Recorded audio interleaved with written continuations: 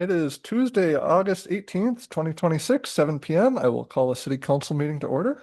Clerk Tone, would you please call roll? Councilmember Huckabee. Here. Councilmember Johnson. Here. Councilmember Leskaher. Here. Councilmember Price. Here. President Janko. Here. Thank you. Item 3, Pledge of Allegiance. I invite everybody to stand. Pledge allegiance to the flag of the United States of America and to the republic for which it stands, one nation, under God, indivisible, with liberty and justice for all. Thank you. Item 4, consent agenda. The consent agenda outlined below is hereby presented for action by the city council. Items may be removed from the consent agenda on the request of any one council member.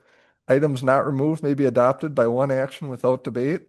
Removed items may be taken up either immediately after the consent agenda or placed later on the agenda at the discretion of the council president.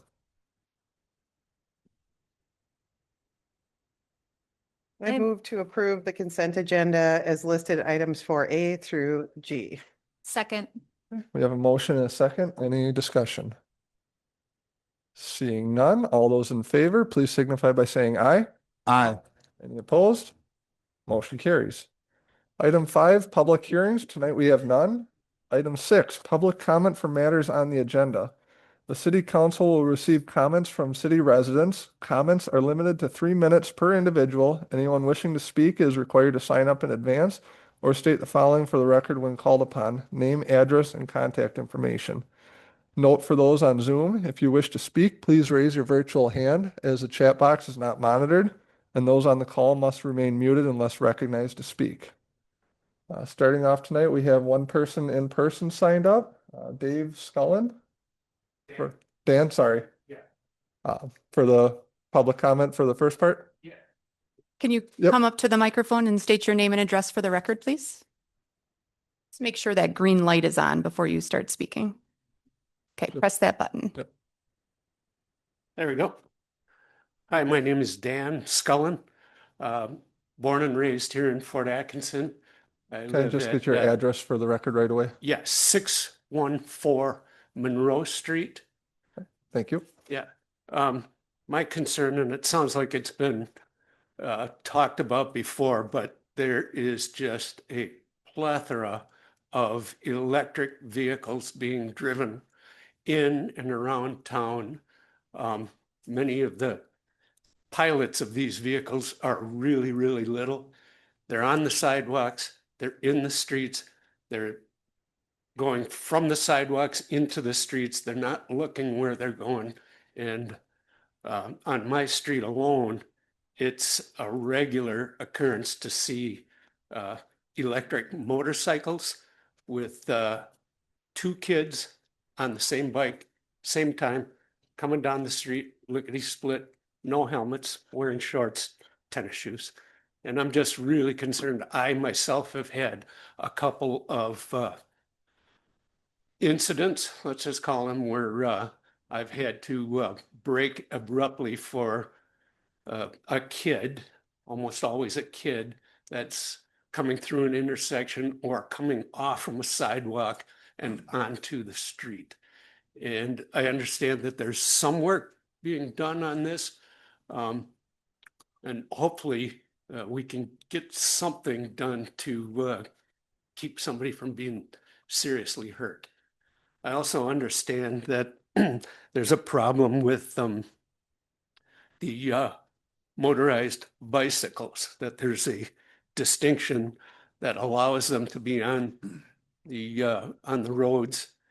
And I'm just curious if it says on all of the bike paths, it says no motorized vehicles.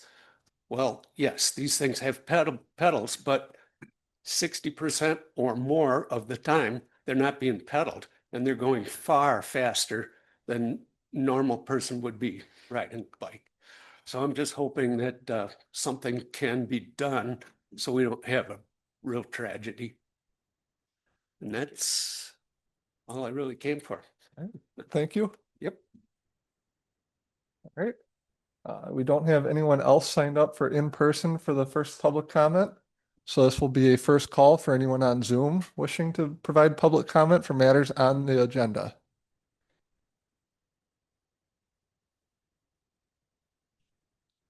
Is that you, Ms. Brooks? You need to unmute yourself. Mrs. Brooks, you need to unmute yourself. We can't hear you.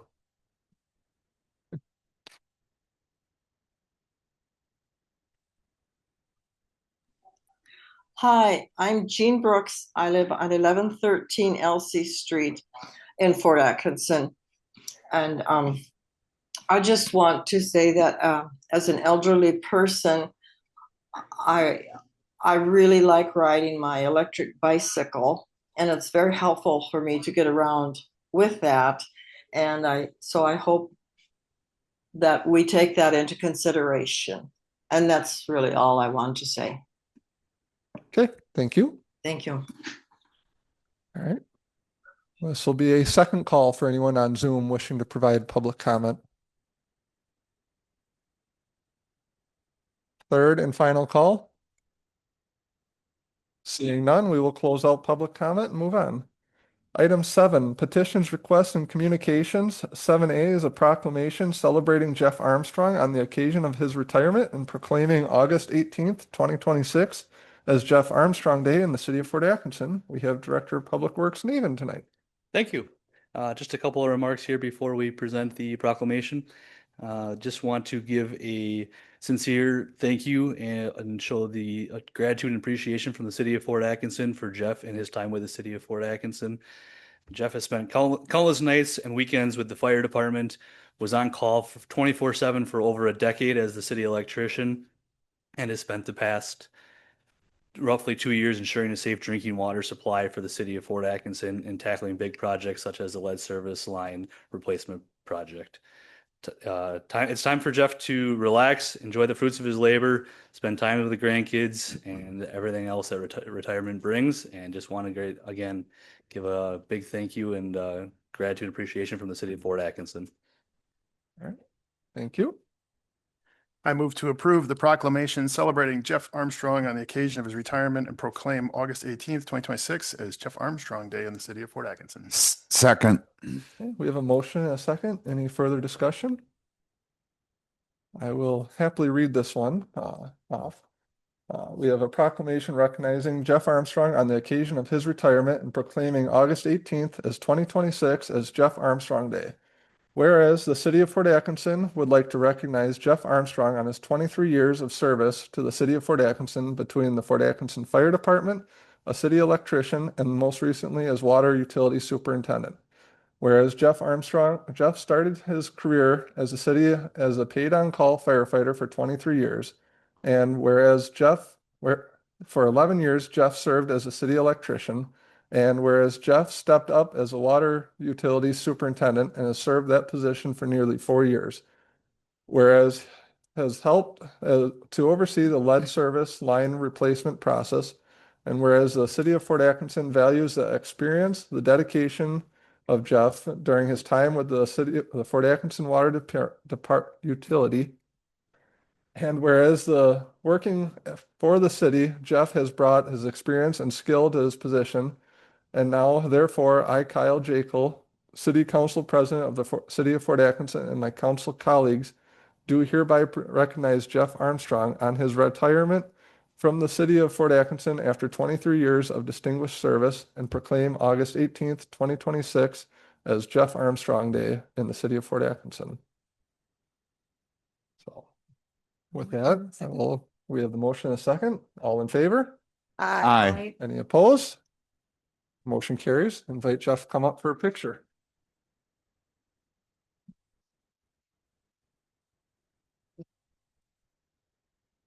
Thank you all. It's been a pleasure meeting all of you and working with you. Same as our city staff. I mean, I'm gonna miss it. I met a lot of friends, a lot of good times. So thank you. Thank you very much. You get your picture? Are you going to hold it two pounds?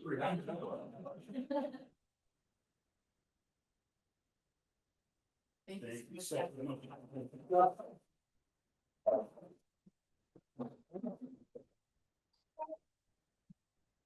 Thank you. Thank you, Jeff. Very much. Yeah. See you again. Of course.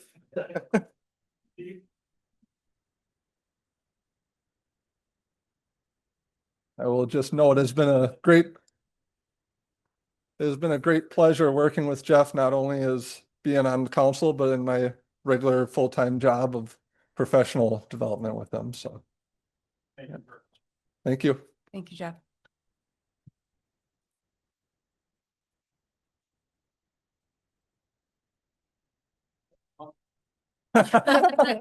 You've put your time in. Thank you very much, Jeff. We'll see you soon, I'm sure. All right, moving on to item 8, resolutions and ordinance. 8A is a first reading of an ordinance to amend section 58-148 of the City of Fort Atkinson Municipal Code relating to the sale of tobacco, nicotine products, electronic smoking devices, and electronic smoking device paraphernalia near certain locations. We have Police Chief Bump tonight. Hello, everyone. So back in 2022, it was the last time we updated this ordinance and included specialized locations like schools, where we wanted to try to keep some of these shops that are dedicated to selling nicotine, tobacco, vape products too close to our schools and too close to our youth. As time has gone by, I took another look at this ordinance recently and realized there's a couple other locations that we should probably not be losing focus on. And that's some of our locations where we put a lot of time and effort into mentoring youth, not only during the school hours, but after hours as well. And then additionally, while we went through that ordinance and through the ordinance review committee, identified some other areas like increasing the age to 21 sort of aligns with the state and federal government guidelines, and so our ordinance is in line. Some of the main update in the ordinance beyond the 21 years old, though, is identifying and defining what locations are so they make sense. And that would be locations that mentor our youth. And through my research, we came up with language that identified those locations. And in the ordinance draft and also in the memo, you can see that we talk about youth serving organizations, youth centers, and any out of school time programming locations. And that's, from what I learned, that is a more of a legal term to identify some of those locations.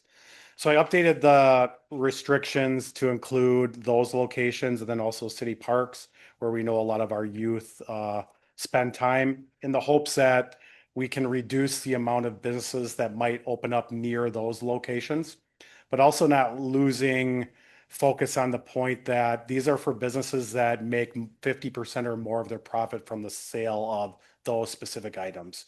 So a gas station, a grocery store, a convenience store, those would not fall in line with this. But a store specifically that sells those items, like a tobacco or vape specific business, we would want to restrict them from being too close to those youth areas, and try to prevent their either intentional or unintentional marketing that often grabs the attention of our youth. I'm open to any questions, and I know there are going to be a few. So let me have it. First, we did provide the city council with a map of what the 1,000-foot radius that's proposed looks like for city parks and after out of school youth programming locations and youth centers, as well as what the current ordinance where the current ordinance already prohibits these shops, which is within 1,000 feet of a public or private school. So I will go ahead and pull that up so the public can see it as well here. I'm looking at your map and it doesn't look like a radius. It looks like 90% of the city won't be able to have that. How old do you have to be to buy these products? 21, and that's why we're looking to update that part of the ordinance as well. So 21 years old. That's a state law, correct? 21. State and federal law, correct? And Fort Atkinson is going to supersede that with its own law? No, we're going to adopt and align with those standards. So these products are legal to sell in the format they're being sold now, but we're going to make them illegal to be sold, but only at certain not here, but here, here, not here. Like if you're a gas station, you can sell them. So the city ordinance is written in a way that allows any business that sells these products where they sell other items, that it wouldn't affect those. So no gas station, grocery store, no existing business would be impacted by this ordinance change. This would be a new business that's solely focused on the sale of tobacco, nicotine, vape products as defined by the ordinance and state law, would not be allowed to open that store if it was too close to any of these locations where our youth congregate. The map you provided me, it doesn't look like it'd be too close. Anywhere in Fort, you couldn't go pretty much. And like I said, it doesn't impact any current businesses. It would only be future businesses that are solely focused on the sale of these items. So it's curbing any new businesses coming into town versus the existing businesses. Any new tobacco, vape, or nicotine stores, it would make them, they would have to follow a little bit more stringent positioning, and they couldn't just open anywhere, correct? The ones that are open now, if the change of ownership appeared, would that affect the change of ownership? No. It's only for a new business that doesn't already exist that wants to move into that space. So I assume that we acknowledge that we must have a problem with people under 21 using these products, correct? Around the world, correct. Well, in the city of Fort, where are they buying them? I think there's lots of ways that youth get items that they're not legally able to obtain. So they can get them from fake IDs, from buying them without being ID'd, friends that are old enough, family that's old enough, taking them from family or friends. I think there's lots of ways that youth get a hold of items like nicotine. This will curb that. This will probably not curb that. What we're trying to do is reduce the opportunity for youth to find it intriguing to try. We're trying to do our part at the local level as well as the state and federal level. They do what they do, because our goal as a society is to reduce nicotine use, youth smoking, because there are gateways to other things like alcohol and drugs as well. Oh, So well, we want to reduce that. I'm not trying to bump heads with you, but I'm sure that I am to some degree bumping heads with you. Not really. 'Cause You're just asking questions and I'm okay there- answering them. Because I see law being generated by state officials who are elected, and that city officials who are not elected shouldn't generate laws, in my opinion. And it looks like we're generating a new law and we're targeting certain people in certain locations. And it's already ineffective. It's not going to change because the same people are doing it. They're just going to go to Jefferson and get what they want, or they're going to go to Helenville and get what they want. It's not going to change anything. So all we're doing is exercising a power play on taking over stuff in a position that we're going to be ineffective and not do it anyways. I would wager to say that my philosophy on crime prevention and public safety vary a lot from yours. I don't see it that way. I think that we equally at all municipal levels and as adults, parents, mentors of youth need to do anything we can to leverage situations in our power to help make our community safer and our kids safer. Okay. So these sales won't be allowed at these places to people over 21 either, correct? Any store that opens in the city can legally sell that item from their store. We're not infringing on the ability to sell items legally in the city. This ordinance just Stops you from- doesn't allow it to be, that store to be opened from certain distances of areas that we find appropriate to protect where our youth are most commonly at. That sounds correct in a lot of ways to me, but this map that you provided us with doesn't follow that near certain locations. It's like inside the city limits, it's not going to be permitted. That's a little different than just near someplace. We currently have correction, I looked at the wrong. We currently have 16 locations in the city that are licensed where you can go buy any of these products that people who use those products can go buy them at. So I don't think that we're restricting the opportunity to buy them. We're just selecting locations where we would rather you not sell those items because, like I said, we're trying to look out for the youth in our community. we want to prevent them from smoking and using vape, which can sometimes get out of control. We put a lot of time and effort every year into coaching, mentoring, and developing our youth. Our police department does that with our DARE program, specifically towards drugs and nicotine. And so like our goal is to do other things, not just one thing, to help prevent our youth from picking up habits that are unsafe for them. And that's, I feel, is an important part of what I do or what I've done in my 28-year career, is to do everything I can to leverage the abilities of our community to make sure it's safe and our kids are safe. And I don't like the idea of bumping heads with you. I don't like the idea that young kids use these things, but the state has already forbidden it. The state has already made it illegal. Um, they have been ineffectual and unable to curb it now, even in the city of Fort. This should do nothing. I guess if we had that approach in a lot of different areas, we'd live in a lot different world, but we always try our best to do things that we think are going to positively impact the safety of our community. I, There- Not to cut you off there, Bruce, but can we allow some of the other council members to kind of ask a few questions? okay. Thank you. When they're done, I probably will talk again. Okay. I had asked to see if you could bring some information on the stats for enforcement of violations by minors and retailers that we have in Fort. I was able to find the Jefferson County and state stats, but I also wanted to correct in my research.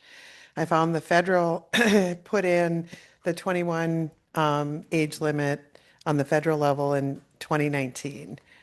And the state has not yet adopted that. It's still 18 in the state. So I have some questions about that, but Okay. I just wanted to correct that for you. Go ahead. You had asked about efforts that we take and our enforcement actions. So our agency, our city, along with the whole county of Jefferson, are part of Wisconsin Wins. And Wisconsin Wins comes out and does an annual check at every one of our licensed facilities in the city every year. And what we do, and it's not necessarily enforcement, but it's a check and verify, educate, and remind all of our retailers in the city to make sure you're carding, make sure you're not selling to minors. And if any of the retailers do sell to minors, then we address it with them, educate, mentor, make sure that, they're fixing that and working with their employees to do better. The other locations that don't sell and pass the test, they get a nice letter.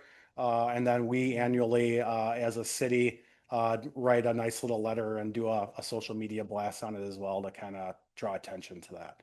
So that's one big enforcement area that we take. Our school resource officer really runs into most of these violations because he's at a location where most of our youth are during the day. So a lot of enforcement action doesn't always end up in a citation or a documented warning, but sometimes it's confiscation, it's school discipline instead of police discipline or law enforcement discipline, I should say, actually. And so it's handled at a school level. They're confiscated and destroyed. But there is still enforcement action that happens by our officers. So in the last, you would ask 2024, 25, and year to date 2026. So 2024, juveniles in possession of vape, we had 10 citations issued in 24, 11 in 25, and we have 4 so far this year. Juveniles in possession of controlled substances, which goes along with the vapes. A lot of times we seize a vape and we find out that it's THC vape. 6 citations, actually 7 citations are separated here, sorry. In 2024, 8 in 2025, and 5 so far, or 4 so far in 2026. And then juveniles purchasing tobacco or vape, we've had 1 every single year for the last 3 years, where that was addressed because they purchased them. Okay, I appreciate that because Sure. what I found too is the putting that federal law in, and correct me, you might know this better than I do, but all of the main retailers have to adhere to the federal law. Yep. And so they're carding anyone that they think is under 21. I'm not sure why the state hasn't adopted or changed along with it. Maybe it's Mhm. out of necessity that there isn't a need to, because Yep. you can't be less restrictive than the federal government. And I'm assuming that's why they haven't done anything with it. So There are some bills on the floor, so hopefully, it wouldn't surprise me, you know, like we bring ordinances to you, like the e-bike one we'll talk about later, where, you know, things have changed, so we should update our ordinance so it aligns with and doesn't contradict. And Yep. so. it's well, probably- and the trend has been, from what I had seen, since that federal age limit went in place, the trend has been going down, which is excellent. And then the ordinances that municipalities have put in, you know, limiting the space, whether it be 1,000 feet, 500 feet, around schools, or I've also seen legislation like up in Superior, Wisconsin, they limited how many retailers they could have per number in population. Kind of like a liquor license. or Yep. Like, sure, that makes sense. Yep. So there's some things there. So you're not seeing, are you seeing a lot of repeat in your, I didn't ask that question in my email. Are you talking about the juvenile Yeah, offender? the ones So that I you didn't found. track that information. I'm curious. A lot of times when we do the queries within the system, it pulls out raw data per Mhm. violation, but it doesn't give us, we'd have to go into every single case and compare them. Okay. You know, I will also say that my officers confiscate a lot more tobacco than they write tickets for. Mhm. Because a lot of times that's like the second or third tier down item that they're dealing with that juvenile at that moment. Okay. And a lot of times they'll like, you're not supposed to have these and I'm taking them and I'm going to tell your parents about it. Mhm. But now we're going to address this issue.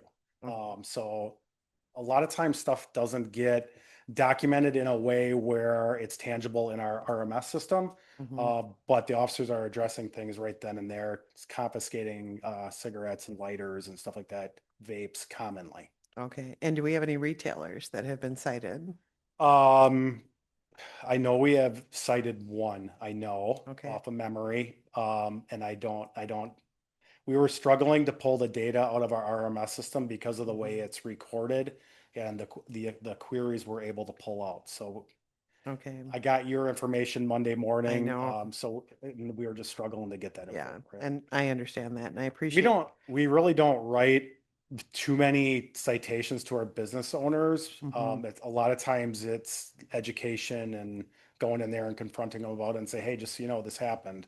And trying to work with them that way because we want to have a good relationship with them Yeah. and we want them to do better. Okay, because one of the national stats that I'd seen was that there's more violations in strict just smoke shops versus gas stations. Absolutely. And so 'Cause that's that's why the I'm only wondering if thing- you're doing yeah. more enforcement. I think we have 2 dedicated smoke shops. We have 2 that are tobacco dedicated. Okay, Yeah, but an additional one that's licensed out of state requirement, mhm, but doesn't sell tobacco, I don't believe. okay. Were you? No, okay.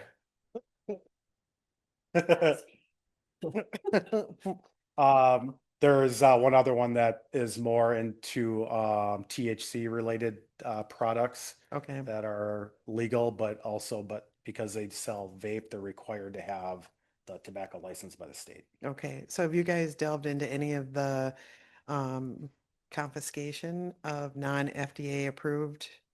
Yes. Okay, So last year we brought state agents out here to do a training for us, mhm, to train all of our staff. And then we also went out to a location where a lot of stuff was seized through the state. mhm. And that has happened a couple times for that retailer, and that retailer was his license was revoked. Okay, okay. And I have a few more, sorry. Um, the other thing is with our municipal code, if this passes, our municipal code not matching the state age requirement, there's some drawbacks, but there's also some benefits. Can you speak to that a little bit? So you're asking me things I don't know that I can answer. However, I do want to now ask a question of our city attorney to make sure we're not So you can't be less, you can't be less restrictive, but then how does the federal and the state and then us work in this area? And I don't have that answer for you. So I'm gonna want to learn that tomorrow. When we're talking about the 21 versus 18, the federal government adopting it, the state not, and then how does that impact us? So I want to learn more about that tomorrow. Okay, because they're, From the Department of Health Services, the Wisconsin Department of Health Services website, it does cite the federal law of being 21. So in Wisconsin, even though our state law hasn't been updated to 21, the Wisconsin Department of Health Services. because it's more about the legality of, is this going to cause, if you have citations, and are they going to have more grounds to fight it, you know, if they're 19? So Correct. it's really that 18 to 20-year-old Yeah. bucket. And the reality of it is that when our officers are in contact with someone that's 19 or 20, they're probably not addressing that. They're probably Okay. doing something else that's a little higher on the list Okay, that they're addressing, knowing that they are legal adults in the state. So I don't police on the street as much as I used to in the, you know, when I was younger, but I know that we're not writing a lot of tickets for that, if any, for people that are 19 and 20. okay. My other thing I wanted to point out, and this was speaking a bit to Bruce's point, that has the city attorney looked over how much of our actual retail would be limited? Like a percentage of what retail sites will be? We just had that map made, finalized this morning as a reference for you. Yep.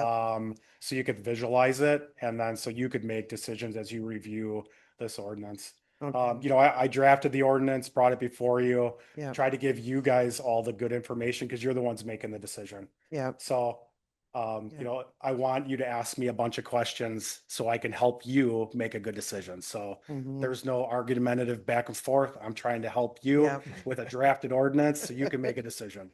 Because the thing that I found too is that it could, if there's a large percentage of the city that is specifically not available to a specific retailer that's selling a legal product, Yep. it could be some legal risk for the city.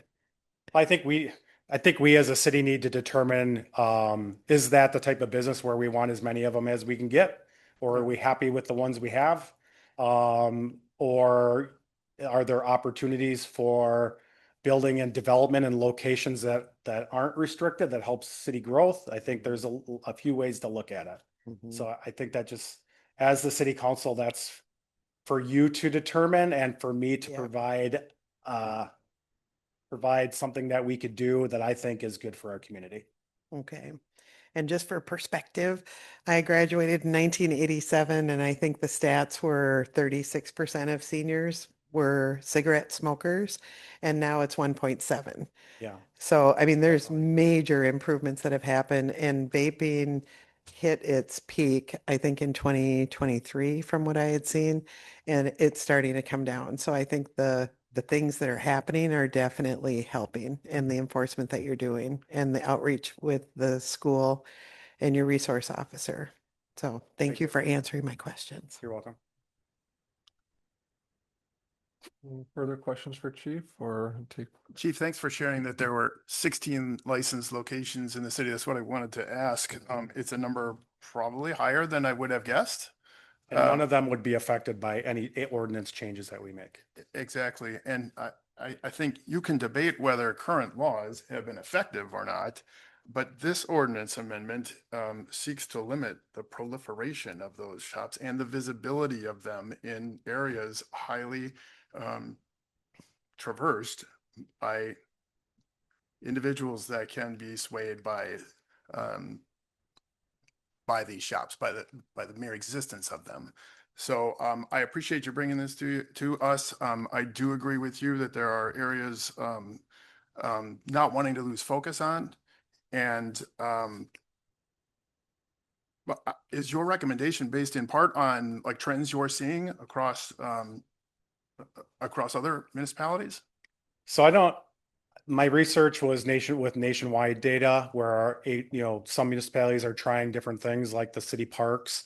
But the schools, that's a very popular thing that's been going on for years. That's why we adopted it 4 years ago. And then the other new locations that are popping up, because we're always trying to get our kids out of the house and active like we were when we were younger, but still trying to protect them from uh, the urges of advertising and stuff like that. So we're seeing other locations that are worth protecting. An example would be, any youth mentoring location like our rec center or base or a YMCA or types of businesses like that that are really focused almost 90% or more on, helping youth and mentoring youth and having youth there and present. So I think based on my experience, based on my research, I think these new locations are a good thing, not a bad thing. Thanks. Everybody got their questions in?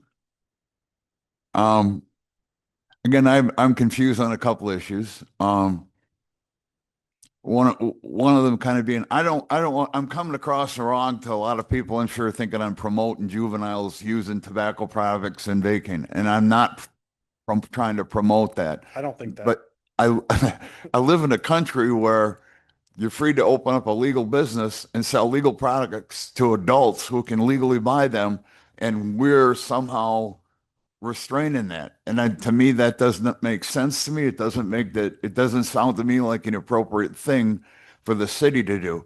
I don't think it'll be successful. I think that's apparent because it's not successful now, and it's already illegal for these people to buy them and possess them.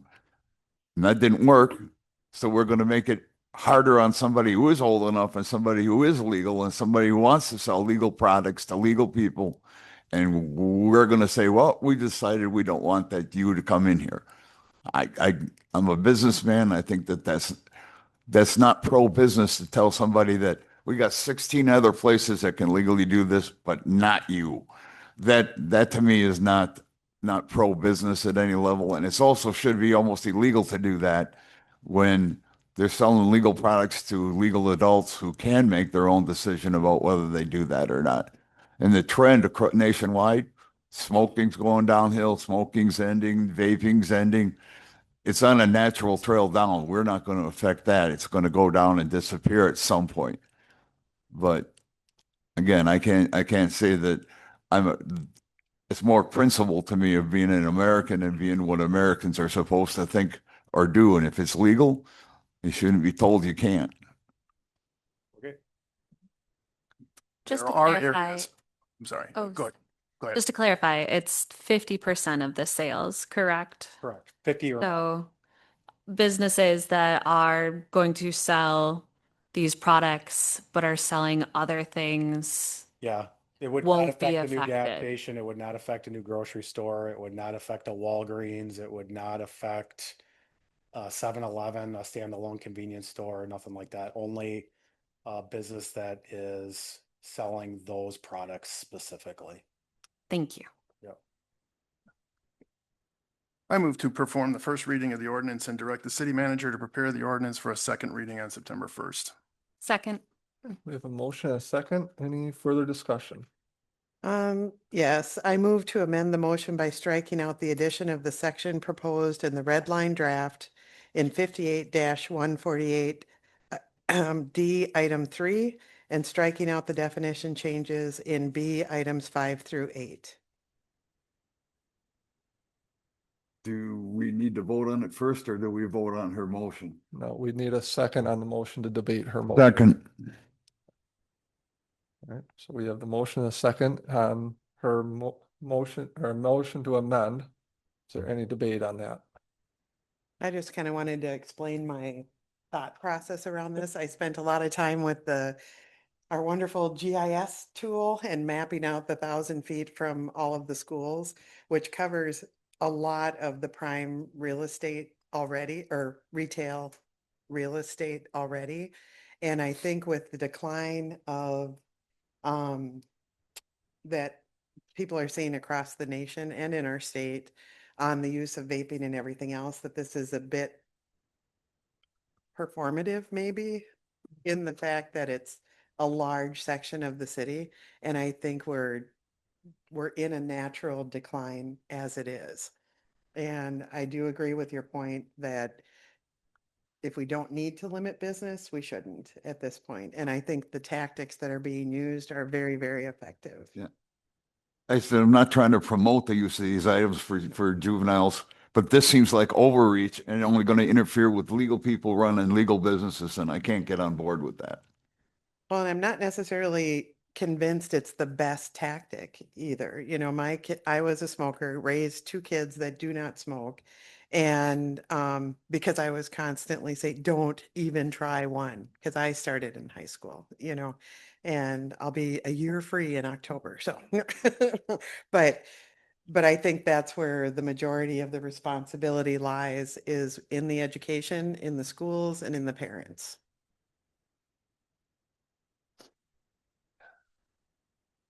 I've kind of gone back and forth with this. You brought it to the ordinance committee and I was very supportive.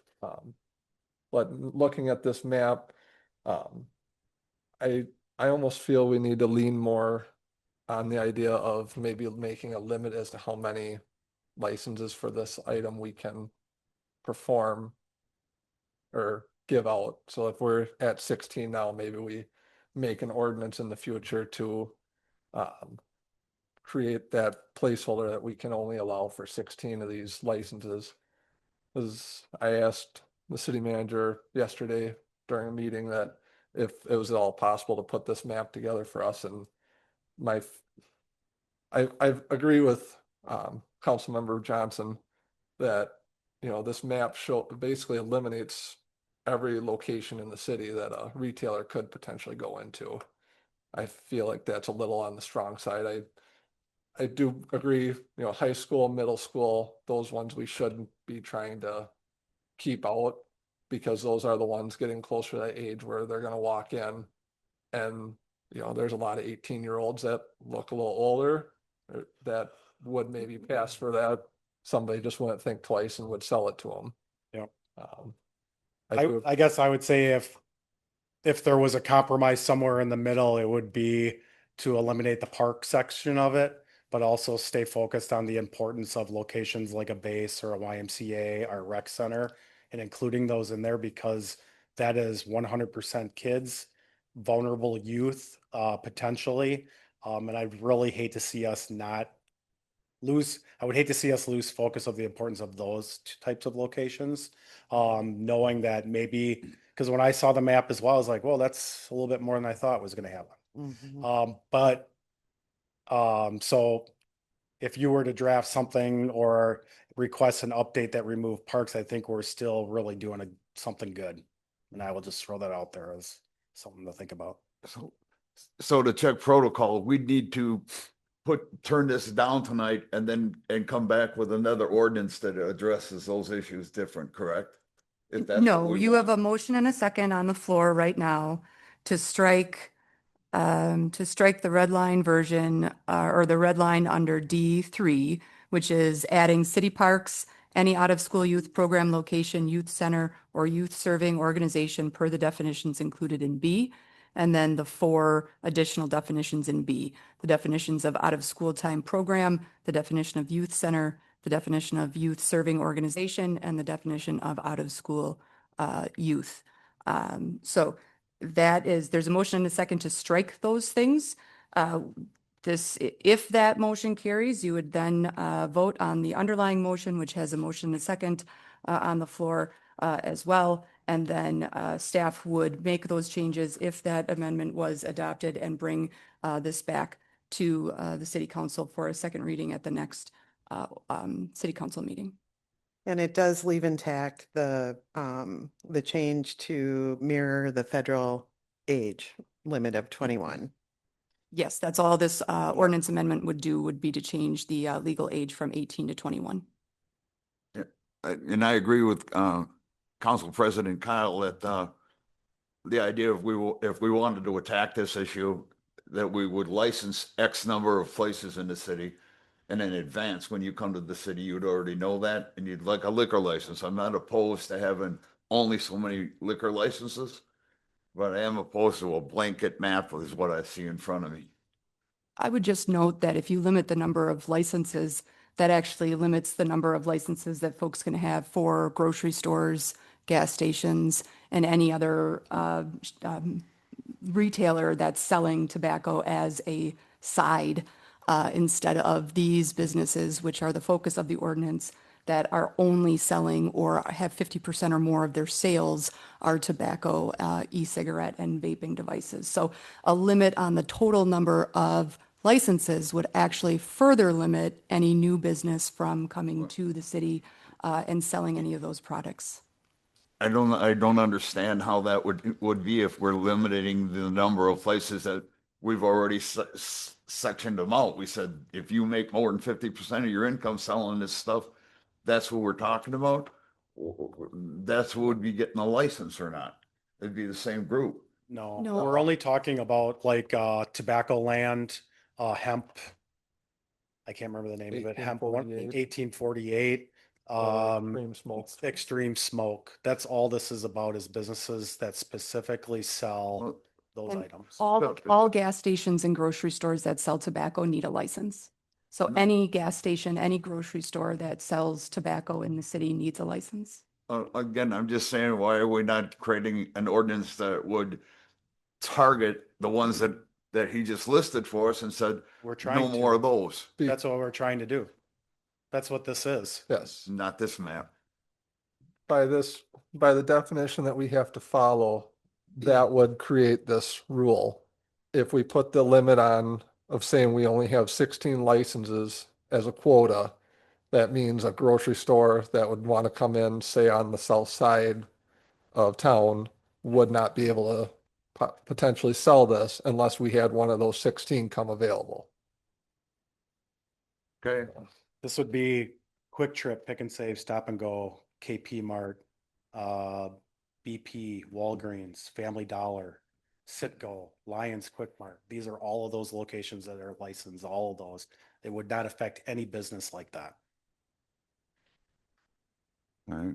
50% or more of their revenue has to come in from something other than the tobacco, vape stuff combined.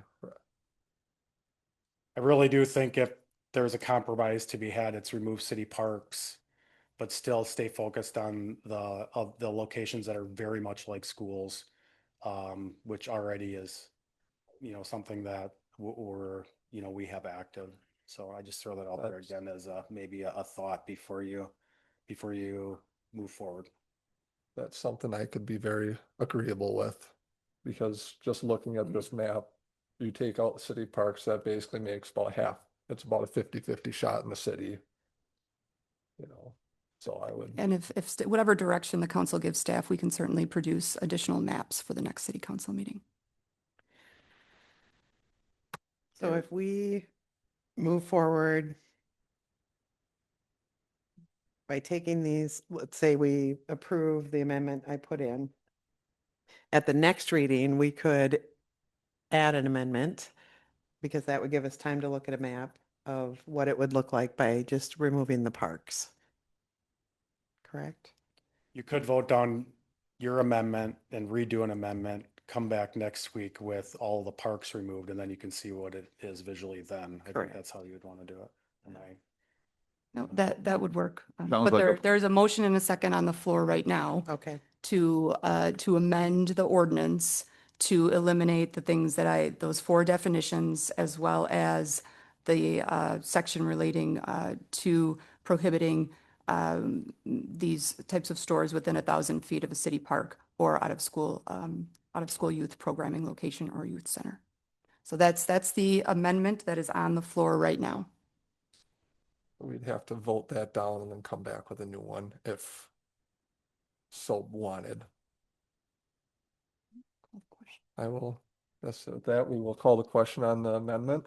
All in favor? So wait, just so I'm clear, it is the amendment to the amended ordinance. Yes. No, Let's take no, it no, one no. at a time. This is the amendment to the ordinance that's on the floor right now. So the ordinance change is on the floor.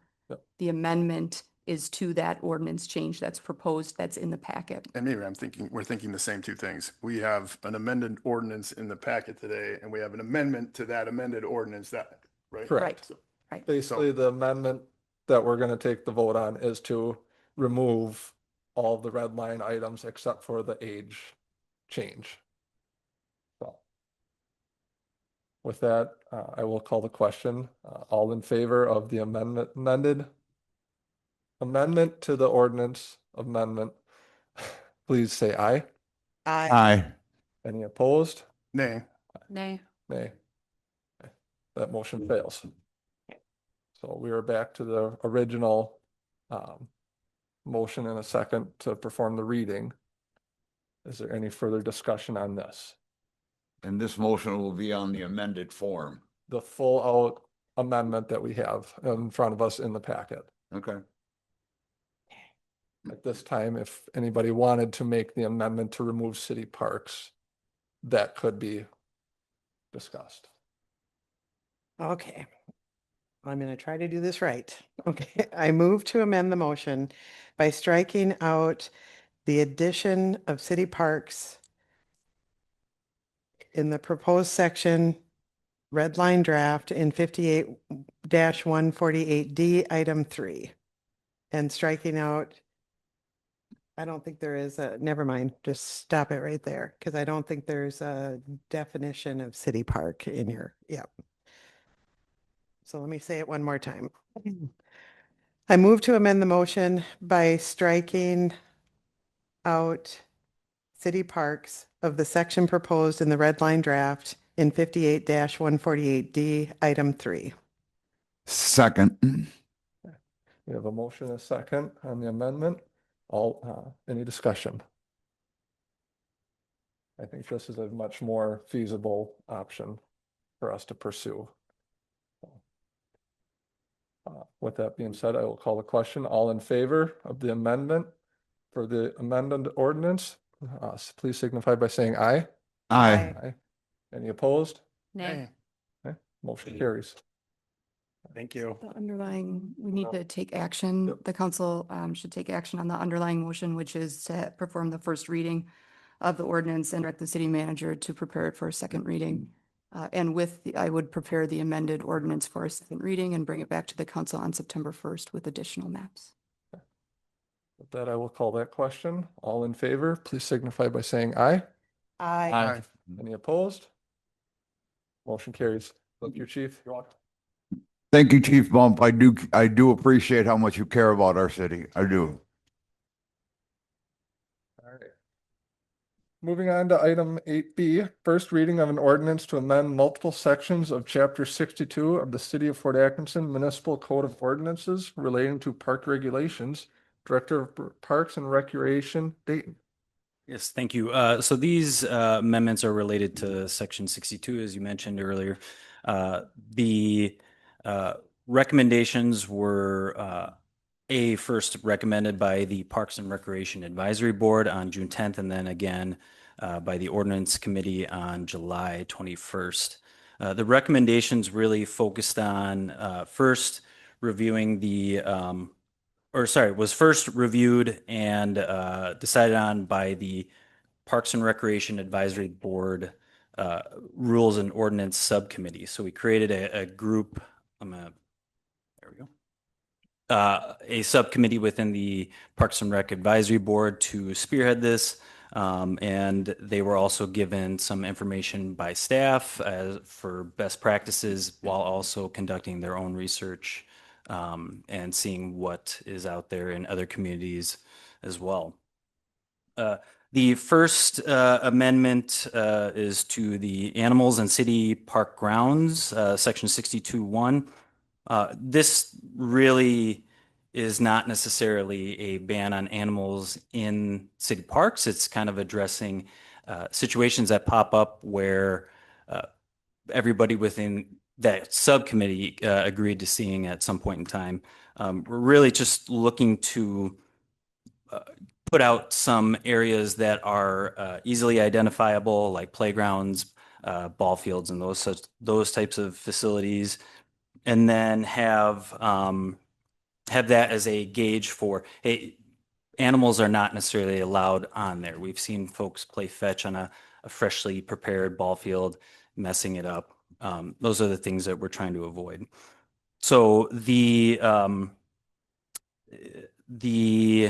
other part is just the playgrounds and having other structures as well included in that. In addition to that, we are still having areas that are posted, but it doesn't require us to post every area, like those easily identifiable facilities. Section 62.2 is more or less related to protecting city property. The language that we added is specifically to like geocaching or metal detecting, which are really acceptable practices or activities to do, but just providing some guardrails that are really based on best practices throughout the variety of counties. The DNR has this for state parks. They have, I guess, rules in place for this practice. Waukesha County, City of Madison, Jefferson County all have something in place that kind of gives this activity guardrails. Truly, the intent is not to have people potentially damaging facilities, digging holes in random spots throughout the parks. It's really just, well, even affixing caches to like playground equipment. We want to keep it a fun and safe activity to do around the city. I also want to note that geocaching.com also supports all of these respectful ways of participating in this activity. Section 62.4 addresses alcohol and glass bottles. This is really more or less just cleaning up some of the older intentions of the ordinance by removing Bicentennial Park. That doesn't necessarily apply now. And then also, we still included Memorial Park because that is primarily used as a youth or for youth activities. Additionally, new language was added to include hemp-derived THC beverages and then also a citywide ban on glass bottles within the parks, which is a bigger issue with littering, and then also broken glass. It's a safety issue. The proposal for Section 62.5 would be a new ordinance prohibiting smoking, vaping, e-cigarettes within the city or public trails. The intent for this is to promote healthier public spaces and reduce exposure to community members, children from smoking and vaping during youth activities, community events, and other public gatherings within the parks. Under the proposal, smoking and vaping would be limited to locations within the public right-of-way adjacent to one of the given parks. And then the final amendment involves park operation hours. That's just really having some consistent language across all the parks. So there's no financial impact to this, and staff does recommend that the Parks and Recreation Advisory Board, the Ordinance Committee, recommended ordinance that the council hold the first reading of the ordinance and direct city manager to prepare the ordinance for a second reading at the meeting on September 1st. I can take questions. Thank you. I'm wondering the difference between what we just amended one to take the parks out of this map of this map that we're looking at about where you can't sell these items. And you're going to replace it with you can't possess these items or can't use these items even if you're a legal adult? No, so that map was specific to a new business coming into town that would be selling that product. 50% more of their sales would come from that. That's not representative of this ordinance change. This is just saying that smoking within the park boundaries, smoking, vaping, etc., is just not prohibited. So it's not like it goes beyond the boundaries of the park. Okay. I have two questions. Yeah. On the item 62.5 with the vaping and smoking on all city park grounds. I think at the ordinance meeting, you had said something that would include the trails and those kinds of things. So what's the plan to enforce it? So similar to other ordinances, other laws, I think Chief Bump really summed it up quite well, where the number of citations that are actually issued Mhm. are not what do not represent the actual number of call or interactions that his staff have with the public. So It would likely be complaint based. it would, yes, correct. Okay. If there was an interaction, it would be complaint based. Yeah. Okay. Okay. What was my other question? Do you have problems in the, like the bleachers and the stands, like at the football fields or at the pool? Jones Park With with smoking? I mean, yeah, the during youth events, flag football, baseball, every once in a while, someone will start smoking, and as a vapor or as it does, it Mhm. floats across the space. So Mhm. there are there are issues that do pop up. Right Mhm. now it's legal, so it's not necessarily like it's reported by Okay. any means. It's more or less um, controlled by staff, like within the pool. That's not allowed within the pool, so staff have to address it then. If a youth group or a baseball club would have an issue with during a tournament, they would have to address it themselves. Okay. But there's nothing behind it, nothing backing it up. Okay. Uh, So you're not going to have park patrols out on the trails? oh no, no. Okay.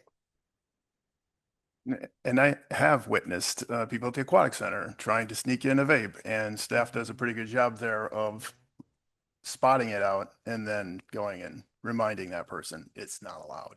Mhm. Well, and I'm all on board with this. I just would hope it would be more targeted to where people gather. It seems, again, a bit overreaching to include the trails and the outdoor areas. As a former smoker, there's very few places you can go, right?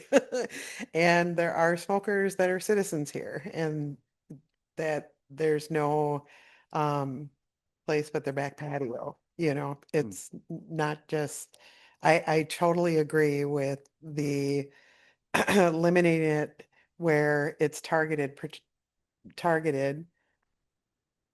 to protect where people gather, the soccer fields and because I think you already can't do that on the school grounds, Correct. That's, yeah, and state. I would definitely be in support of some sort of ordinance that defines the space. There's no smoking or vaping within 50 feet of a structure or 25 feet of a structure of a city park structure.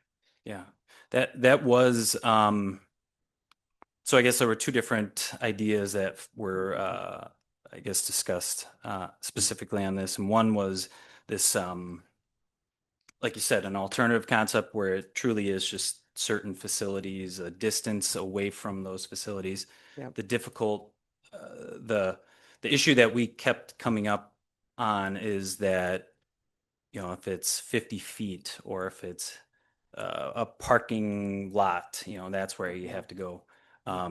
That's different in every space, different park. Mhm. And so having a blanket,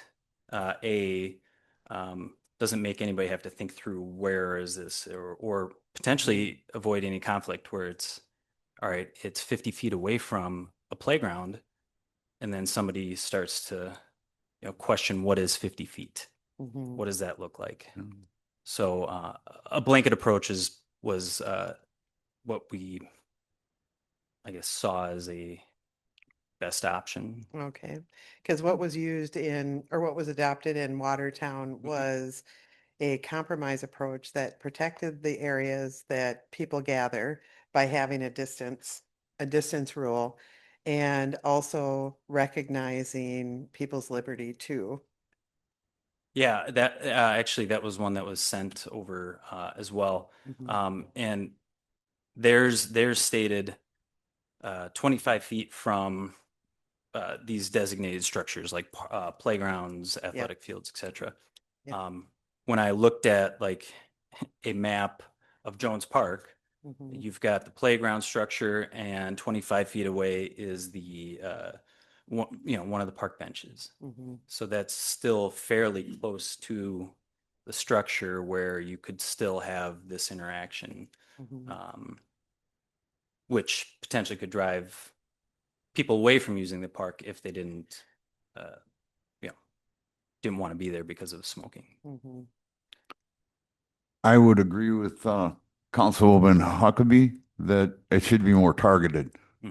It'd be easier for me to get on board with the idea if it was targeted, not in the bleachers, not in a group with parents and kids, not at kids events, but out on the bike trail south of town and nobody in sight. I can't believe that that's quite what we need to be doing to that. Sure. And I would assume this takes it to that level. I mean, again, it's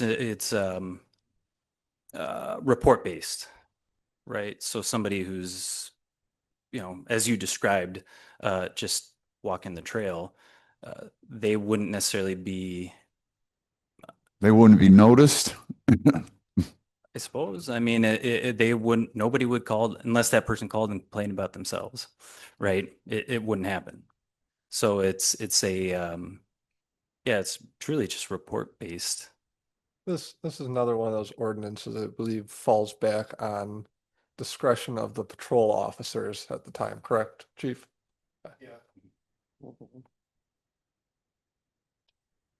I know I was on this subcommittee at the time with this, and it was a lot of research back and forth. I know I did send you that link of Watertown's recently enacted, April of 25, they enacted that ordinance, which, like you said, once you start including these areas, it goes back to this, map ideas. Where is that 25 feet? Where is 50 feet? Where, you know, I guess this is more so for the incidents where there's somebody smoking in a gathering, there's an enforceable option.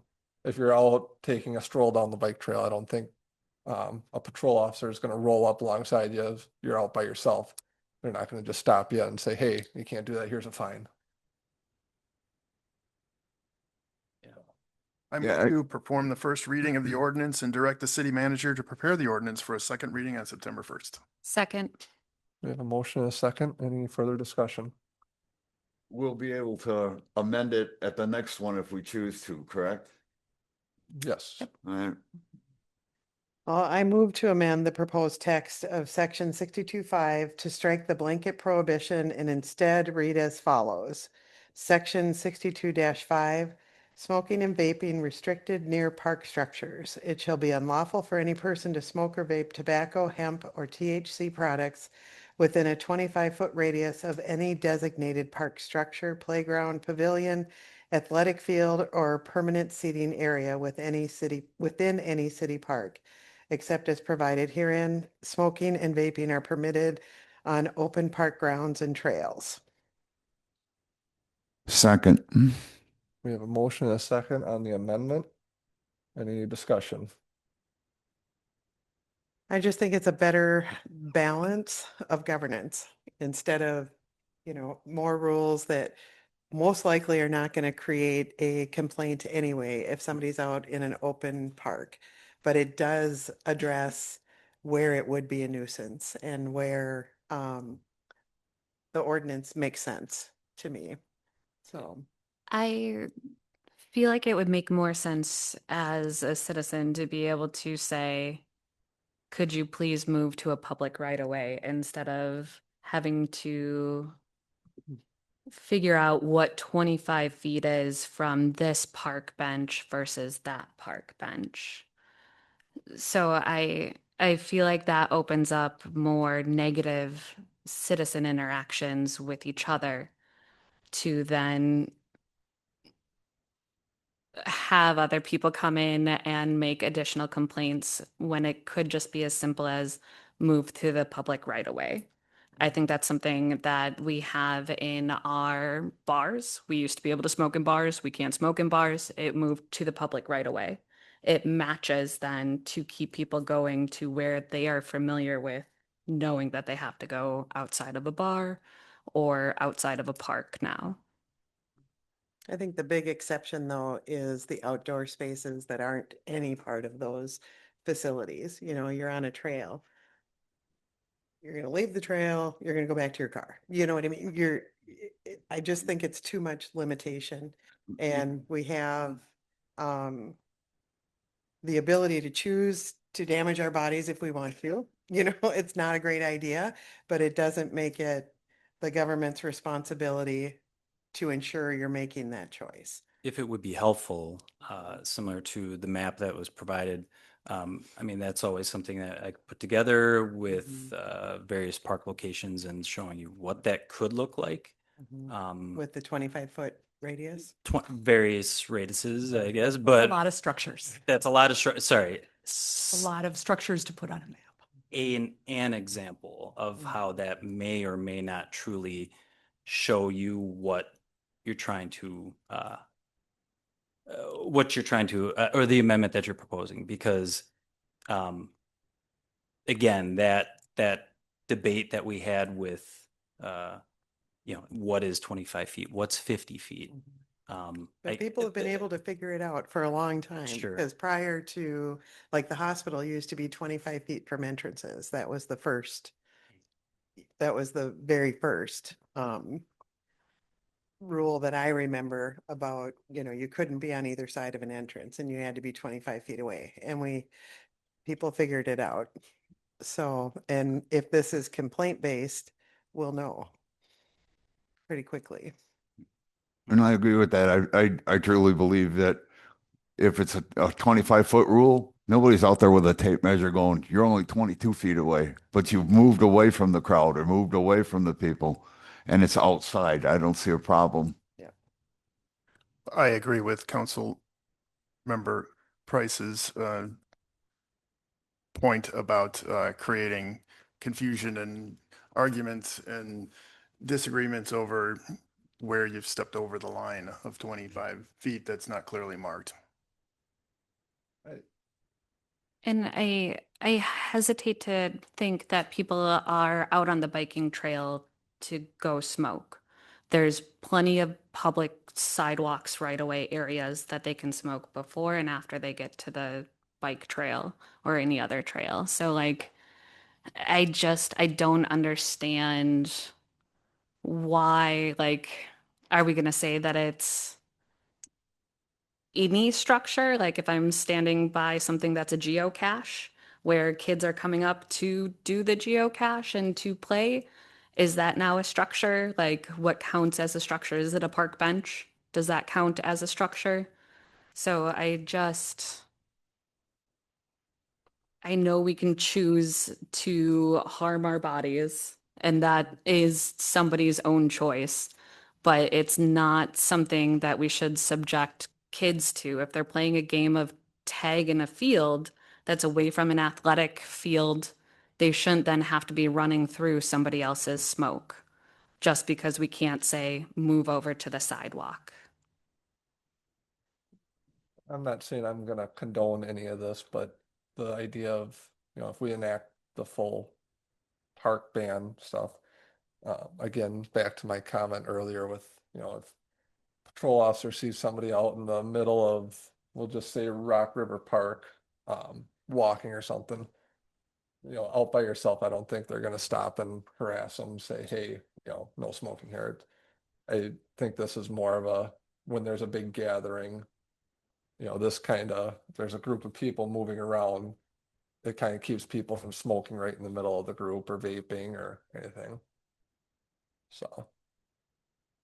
I think of at Jones Park, there are often the middle school cross-country meets. So this would prevent all of those people from having to run through the cross-country meets smoking and like I don't that is a way to help make the parks better for everybody and give clear direction to people who do still want to be able to partake in those items. If it helps to, I mean, there are several other communities that have currently have this in place. Monona, Baraboo, Verona, Wisconsin Dells. I mean, those are just a handful that are, I would say, pretty comparable in size to a certain degree. Well, listen, I'm on board with the idea of not in the middle of a crowd, not in a building, not, but I already see the whole world as I see it, where you can't smoke, you can't vape in a bar. I see a lot of people that need to have their nicotine and go outside. They're not, and they don't argue about it. I don't think that this would be a lot different. You wouldn't strike up a million arguments. You'd get to a point where you'd be going, you know what the law is. You've been there. You've been there. You can't do it in a bar, and you can't do it here either. You got to go way over there to do it. And I'd rather see it that way. With that, we're just circling back and chasing our tail. So I will call the question on the motion to amend the amendment or ordinance that Councilmember Huckabee has proposed. So all in favor of the amendment, please say aye. Aye. Aye. Any opposed? Nay. Nay. Motion fails. Sorry. So then we are back to the, Kyle, was the motion carried or not? no, No, so the motion okay. fails. So we are back to the original motion to perform the first reading of the ordinance to direct city manager to prepare the ordinance for a second reading on September 1st. With that, all in favor of the motion, please signify by saying aye. Aye. Any opposed? Nay. Aye. Motion carries. Thank you. Thank you. All right, item 8C, a second reading of an ordinance creating sections 94-245 through 94-248 of the City of Fort Atkinson Code of Ordinances relating to off-highway motorcycles. Police Captain Hefty. Hey, thanks for hearing me. So July 21st, this OHM ordinance got through the ordinance committee. The first reading was August 4th. This is the second reading. So I'll just refresh your guys' memories a little bit. That OHMs are defined by Wisconsin state statutes as off-highway motorcycles, which means a two-wheeled motor vehicle that is straddled by the operator, equipped with handlebars, and is designed for use off of a highway, regardless of whether it's also designed for use on a highway. An off-highway motorcycle does not include an electric bicycle, so nothing to do with e-bikes, okay?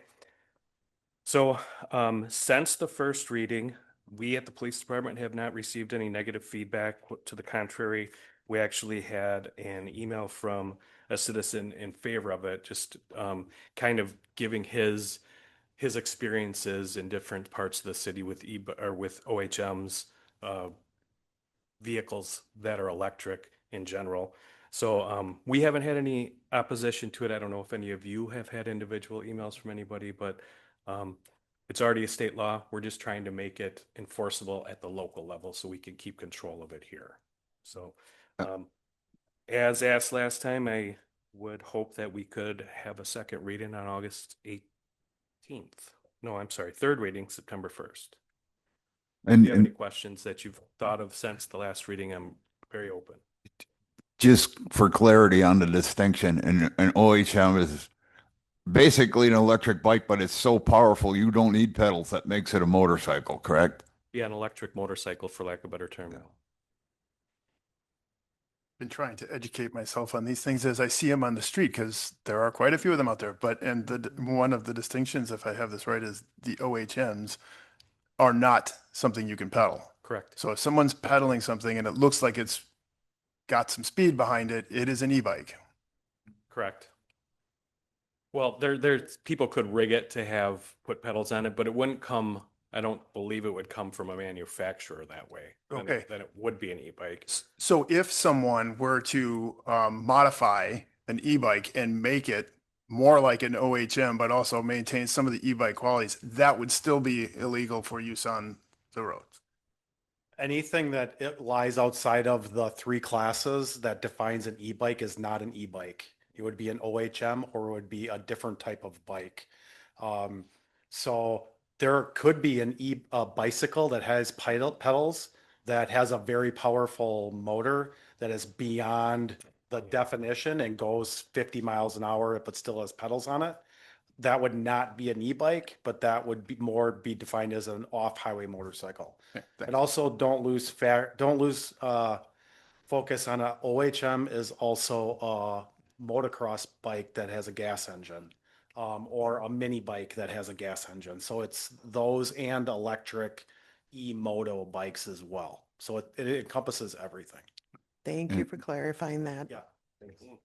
And this would make those things illegal in town on the trails or on the streets, correct? Anywhere in the city except for in private property, on your own property, you could operate them.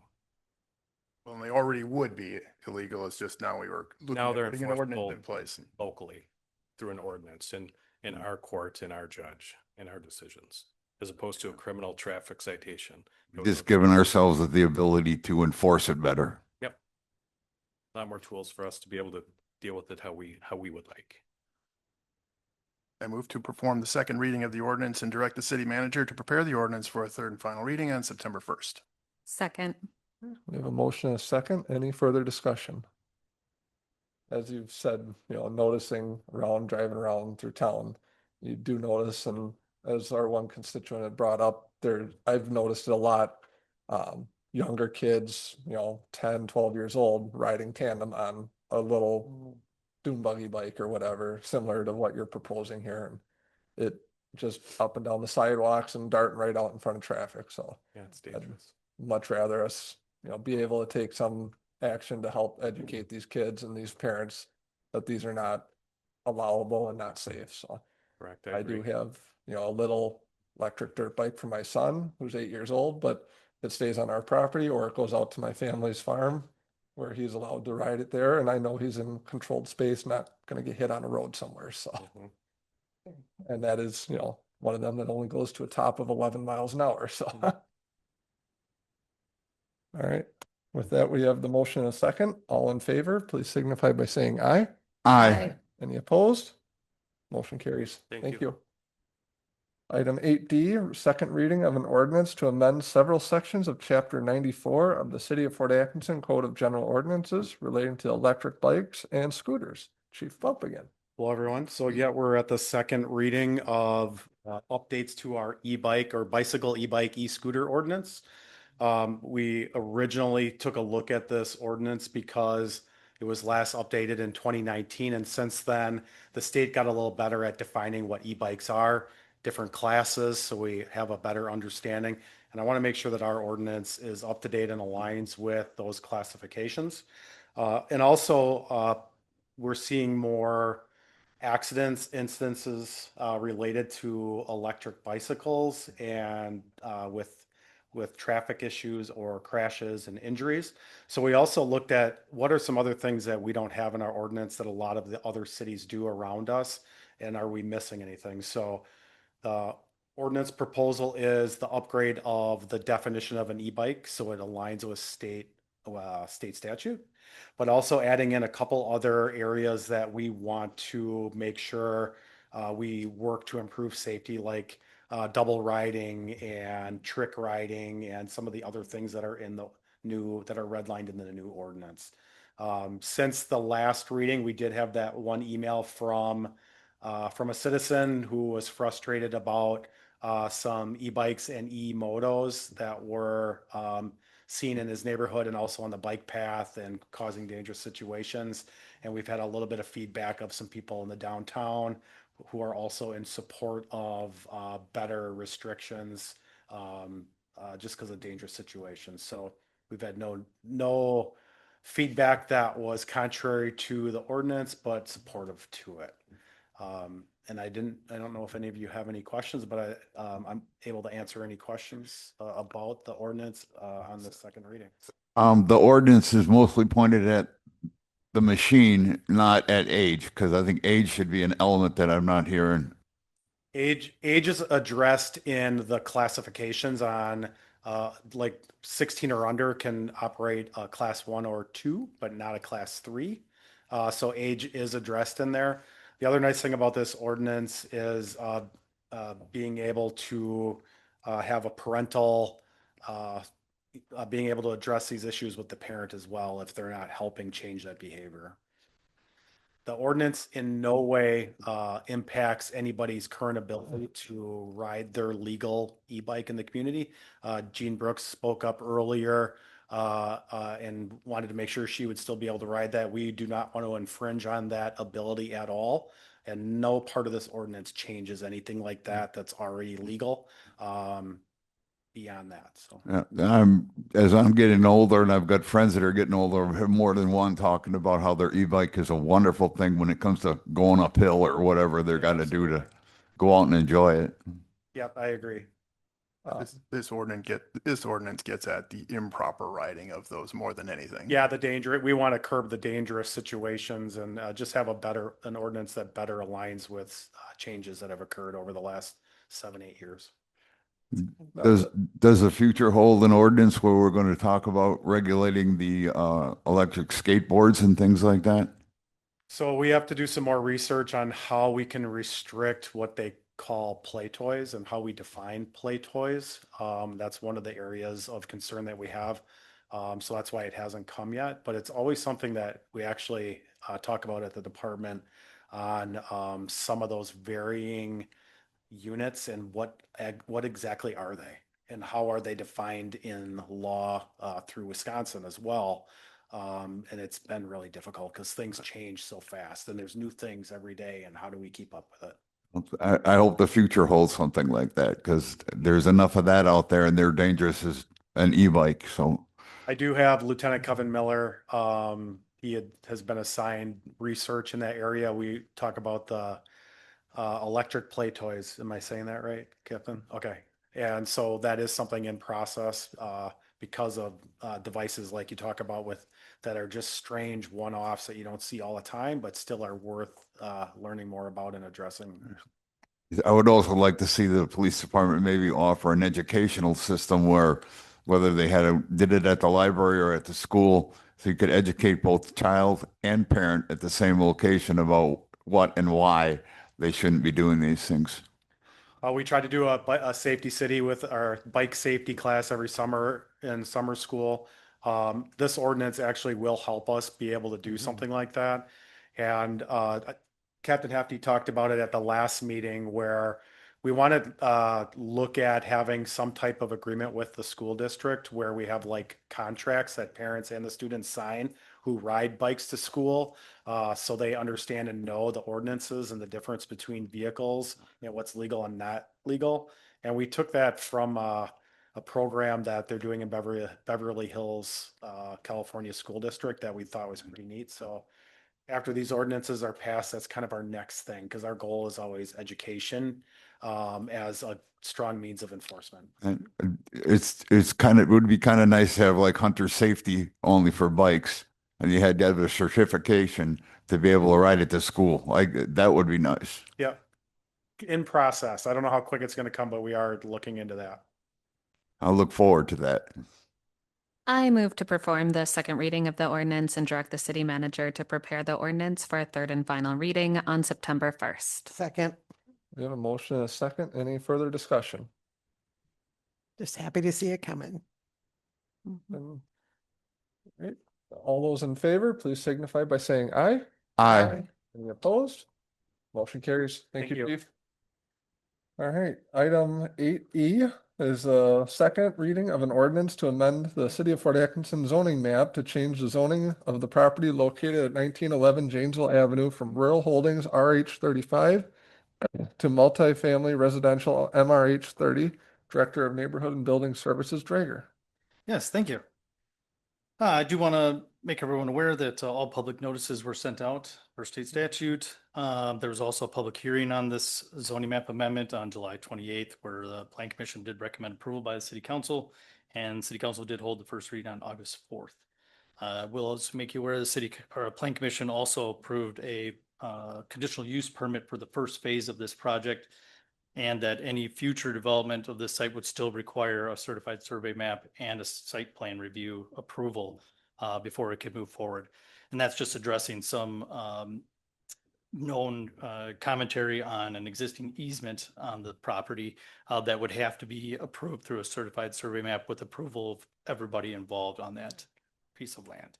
So this is just the zoning aspect of of this approval process, changing it from a rural holding zoning, which is just that, is a holding and meant for future development, to MRH 30, which is our highest density multifamily zoning. And I do also want to point out that the future land use map on in the comp plan does have this as planned mixed use, and this is an appropriate zoning for that.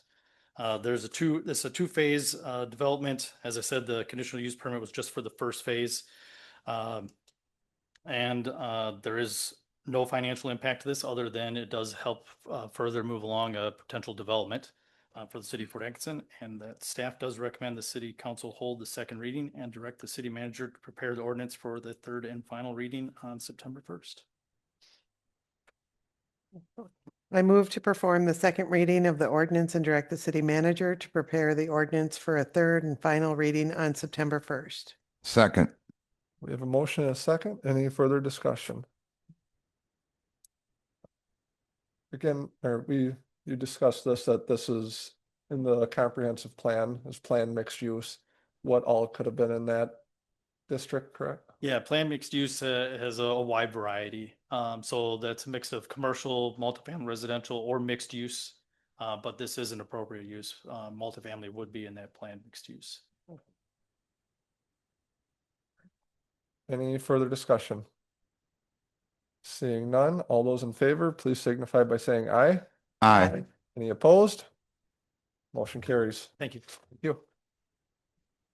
Item 8F is review and possible action relating to a resolution adopting the project plan and boundaries for tax increment district TID number 12 in the city of Fort Atkinson, Jefferson County. Manager Hausman. Thank you. If it's okay with the council, I will present the information for the next two items together here, though we are requesting separate action for both items. So the first item is TID number 12 that is being proposed. The project plan is in the council packet. It's also on the website and in my office for review. Taxing jurisdictions were notified of the potential creation of TID 12 back in July, as well as all property owners, as this is proposed as a blight elimination TID. There was a Class 2 notice in the newspaper in July, and the Joint Review Board held their initial meeting on July 27th to review this proposed project plan. The Plan Commission held a public hearing at their meeting on July 28th, and now we have the City Council review and possible action on a resolution tonight. The final step in the creation of this TID would be the Joint Review Board meeting that's currently scheduled for August 31st.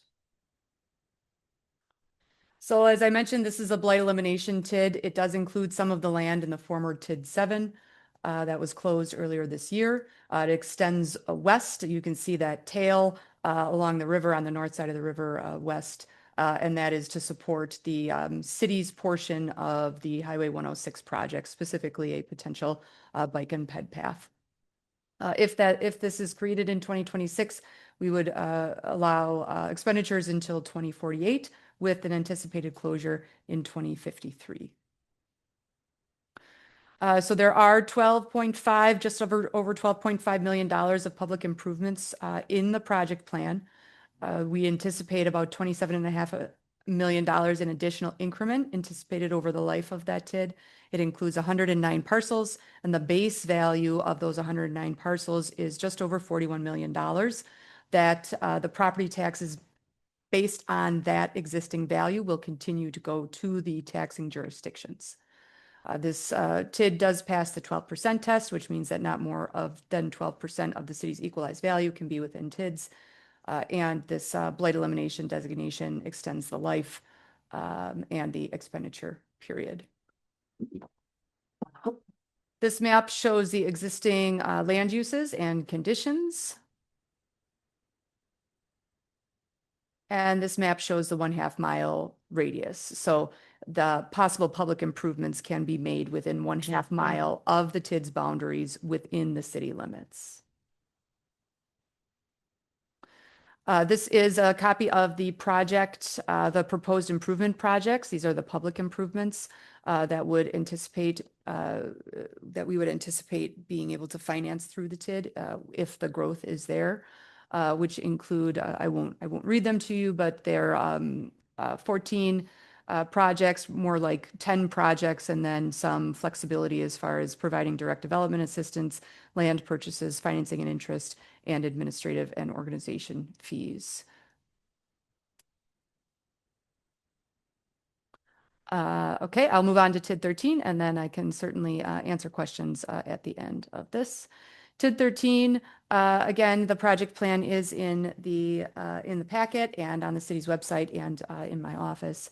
Again, we followed the same noticing requirements. Those are statutory noticing requirements, and we did complete all of those things.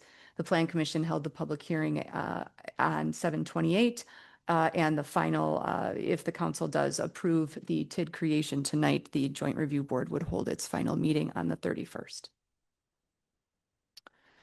Again, it's a blight elimination TID. It's on the south side of the river in the city's downtown. It includes some of the former TID 7 land and includes the Riverwalk and potential Market Square.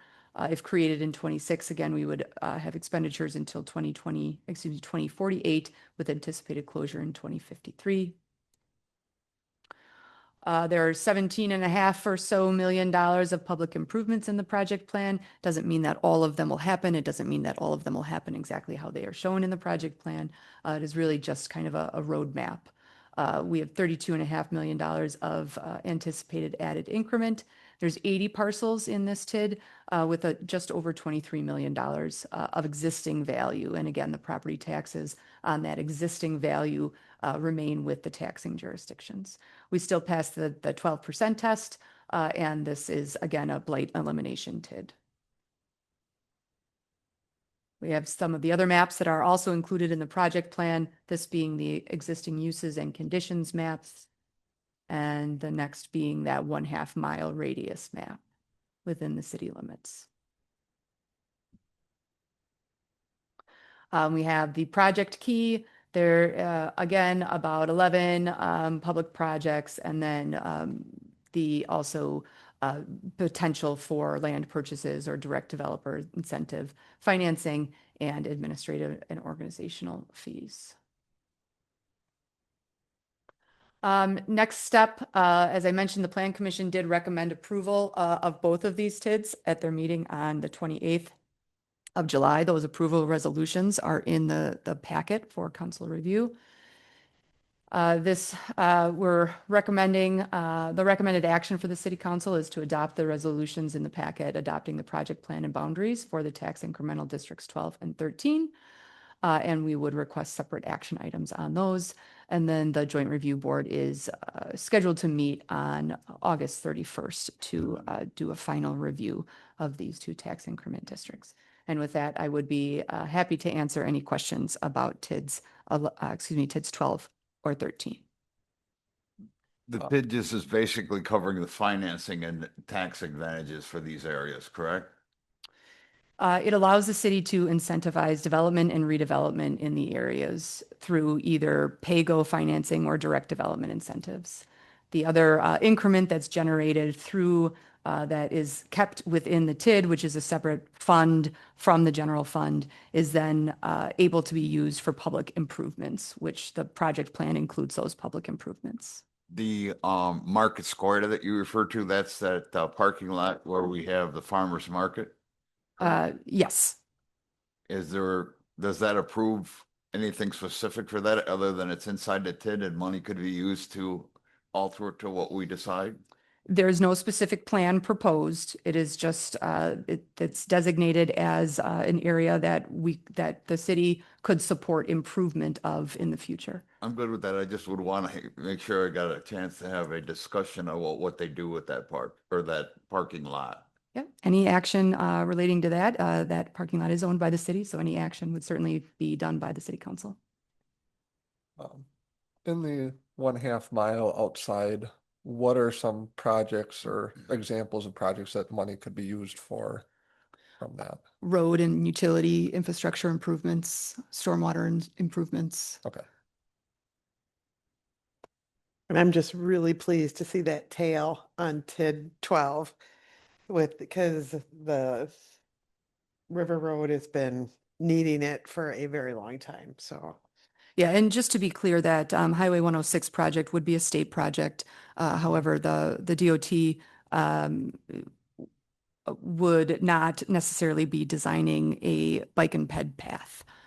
And so one of the goals that's outlined in the city's comprehensive outdoor recreation plan, as well as the comprehensive plan, is to provide off-street bike ped access to the pool from the south side of the city. So that is a goal we're still working out, obviously working out those logistics, but the creation of this TID would allow a potential financing source for at least some of that. it's beautiful. Thank you. I move to approve the resolution adopting the project plan and boundaries for tax incremental district TID number 12, City of Fort Atkinson, Jefferson County, Wisconsin. Second. We have a motion and a second. Any further discussion? Just one question on top of that.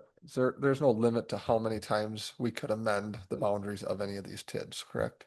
Or I would have to defer to our financial advisors on that, but we certainly could amend the TID to include projects or a property that wasn't included in the initial TID. We would go through the same process as this council went through for TID 9 earlier this year when you added the Kashkanan Estate subdivision to that TID. So it's a public process with joint review board and city council approval. just seeing like in the TID 13 plan, there's a few parcels that were left out that could potentially see some redevelopment in the future, such as like the Daily Union's former building or some of the other properties around neighboring there. So that was just a question I had, and a resident had reached out, I know, during some of the other committee meetings, so. With that, we have the motion in the second. All in favor, please signify by saying aye. Aye. Any opposed? Motion carries. And then item 8G, review and possible action on a resolution adopting project plan boundaries for TID increment district number 13 in the city of Fort Atkinson, Jefferson County. I move to approve the resolution adopting the project plan and boundaries for tax incremental district TID number 13, City of Fort Atkinson, Jefferson County, Wisconsin. Second. We have a motion and a second. Any further discussion? Seeing none, all those in favor, please signify by saying aye. Aye. Any opposed? Motion carries. Item 9, reports of officers, boards, and committees. 9A is city manager's report. Manager Hausman. Thank you. Thank you all for being here tonight, despite the challenges to get inside the building. As I'm sure everyone saw, the Main Street entrance to the municipal building is closed to accommodate a project that is replacing the degraded bricks with concrete. During construction, the public may use the Parks and Recreation Building entrance or entrance number 2, both located on Water Street, on the Water Street side of the building. After the Main Street entrance work is complete, the contractor will move on to the Parks and Recreation entrance, and this project will improve accessibility, safety, and aesthetics. This week, the city announced the summer photo contest winners. There were over 30 submissions that showcased different parts of the city, and 3 winners were selected.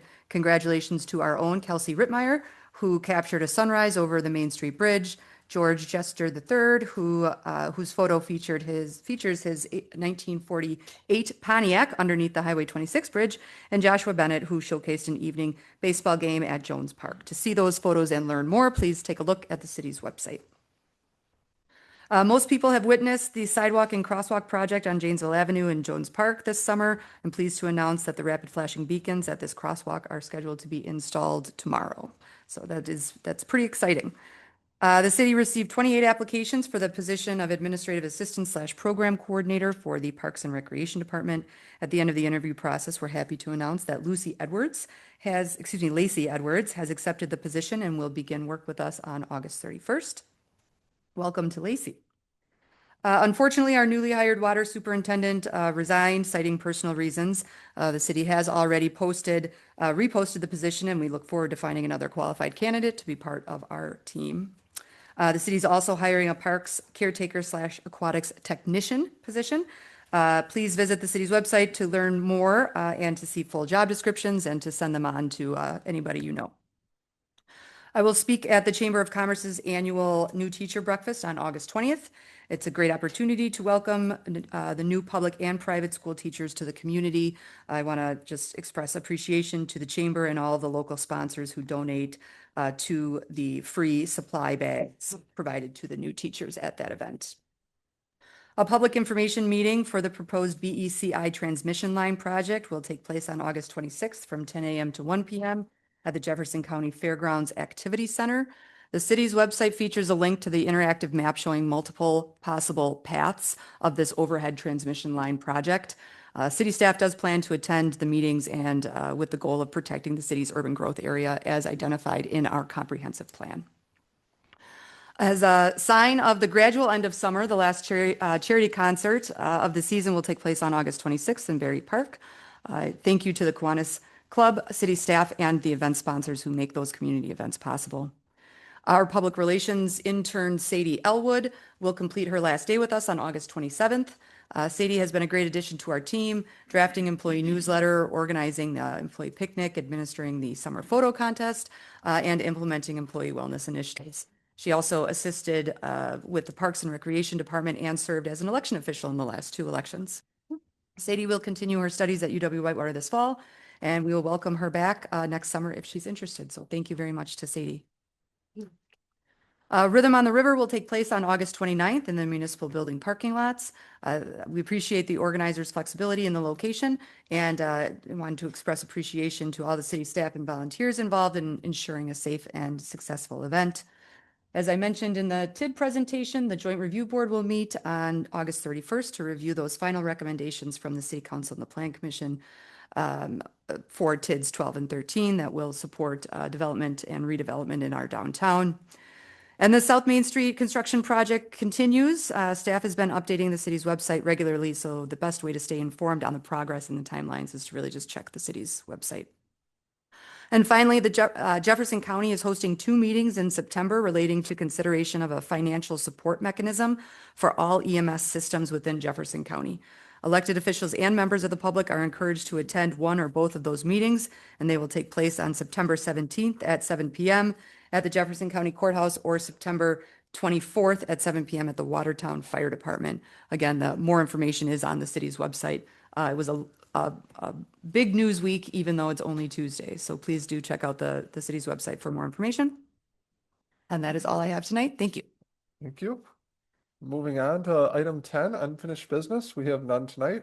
Item 11, new business. 11A, review and possible action relating to Ridgeview Estates structural fill invoice from Gallups Grading LLC in the amount of $22,642. Director of Public Works, Nathan. Good evening. As part of building roads and installing utilities in Ridgeview Estate subdivision, the city's contractor removed structural fill from lots 1 and 2. This resulted in lots 1 and 2 not being at the subdivision design elevation at the start of construction of Ridgeview Loft apartment building located on the south side of Trillium Drive. The removal of the fill from the lots was identified by the developer in January of 2025 and required the contractor to truck in 5,100 yards of structural material to get lots graded per their original design. The total cost for the additional fill was $45,284, and at the time there was discussion between the city's contracted engineering firm, Quam Engineering, and the developer on who should bear the cost of this fill. However, this invoice had not been resolved, so when the city approached the developer this summer about potentially donating their land for the required temporary limited easement for Banker Road redesign, the developer asked about the structural fill invoice that had not been resolved. City staff worked with the developer to come to an agreement that the developer would donate their land for the TLE valued at $23,680 if the city would pay half the cost of the outstanding structural fill invoice. The invoice for 50% of the structural fill from Gallups is $22,642, and the cost associated with this invoice will be paid for out of TID 9. Staff recommends City Council authorize the payment of the structural fill invoice from Gallups Grading in the amount of $22,642. I'll take any questions. I move to approve the structural fill invoice for Ridgeview Estates from Gallett's Grading LLC in an amount not to exceed $22,642. Second. We have a motion and a second. Any further discussion? Seeing none, all those in favor, please signify by saying aye. Aye. Any opposed? Motion carries. Item 11B, review and possible action relating to Ridgeview Estates Development Change Order Number 9. Director David. Thank you. The Ridgeview Estate Subdivision Infrastructure Project includes an 8-foot wide asphalt path along the south side of Trillium Drive.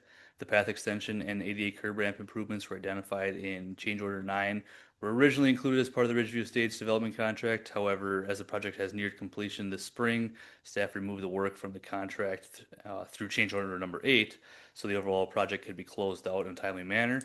Items were removed or reduced in quantity due to changes in design during construction, deferral until lots within the development areas are near full, or because the project were not required to complete the construction. That's items such as the final lift of asphalt on the roads, the installation of right-of-way trees, and this path. Following further review and discussion with the builders of the apartment complex there on Trillium Drive, staff determined that completing the path improvements remains an important priority. The work consists of constructing 2 concrete curb ramps and extending the asphalt path approximately 420 feet along the south side of Trillium Drive to create that continuous pedestrian and bicycle access on both sides of the road. According to the developer's agreement, the city is responsible for providing that public path connection. The improvement also connects with future Banker Road path facilities on the east end of Trillium Drive. Since the apartment development is expected to begin occupancy later this fall, staff believes it's important that residents have safe and convenient walking and biking access immediately upon moving into the neighborhood. Completing the path now will provide connectivity to both sides of Trillium Drive and avoid having residents wait for a future construction season to gain access to these facilities. Staff also identified an opportunity to significantly reduce costs by completing the work during the week of August 11th. Wolf Paving was already mobilized across the street performing paving work at Fort Atkinson High School. And by coordinating the trail work to occur at the same time, city was able to take advantage of competitive pricing and avoid additional mobilization costs that would have likely been incurred if the work had been bid and completed separately at a later date. The change order includes 2 concrete ADA curb ramps and approximately 420 feet of asphalt path along the south side of Trillium Drive at a cost not to exceed $29,605. This change order will be paid for using TID 9 funds. Staff recommends City Council approval of change order number 9 for services completed to install the path connection before occupancy of the new apartment development and to ensure safe pedestrian and bicycle access for future residents. And with that, I'll take any questions. No more change orders for this for a while. I was a little shocked when I saw this, but it makes complete sense why it came through at this point, so.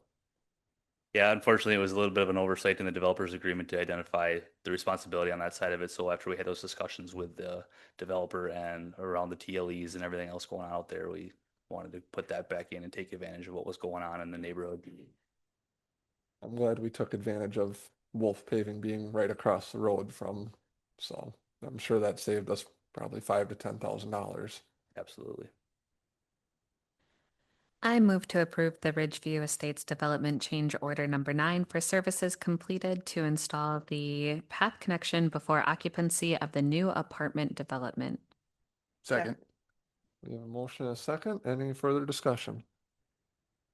Seeing none, all in favor, please signify by saying aye. Aye. Any opposed? Motion carries. Thank you. 11C, review and possible action relating to the replacement of aerated digester number 2 membrane at the wastewater treatment facility. We have wastewater utility superintendent Sweeney. Okay, welcome. The wastewater treatment facility has 3 digesters that are part of a sludge treatment process. After wastewater is cleaned and the solids are removed, those solids are sent to the digesters. The digester acts like a large biological processing tank where naturally occurring microorganisms break down and stabilize the sludge. This reduces the volume of material for the plant to handle. It reduces odors, improves safety, and prepares the solids for final dewatering and disposal. Digester 2 contains approximately 1,150 diffuser membranes.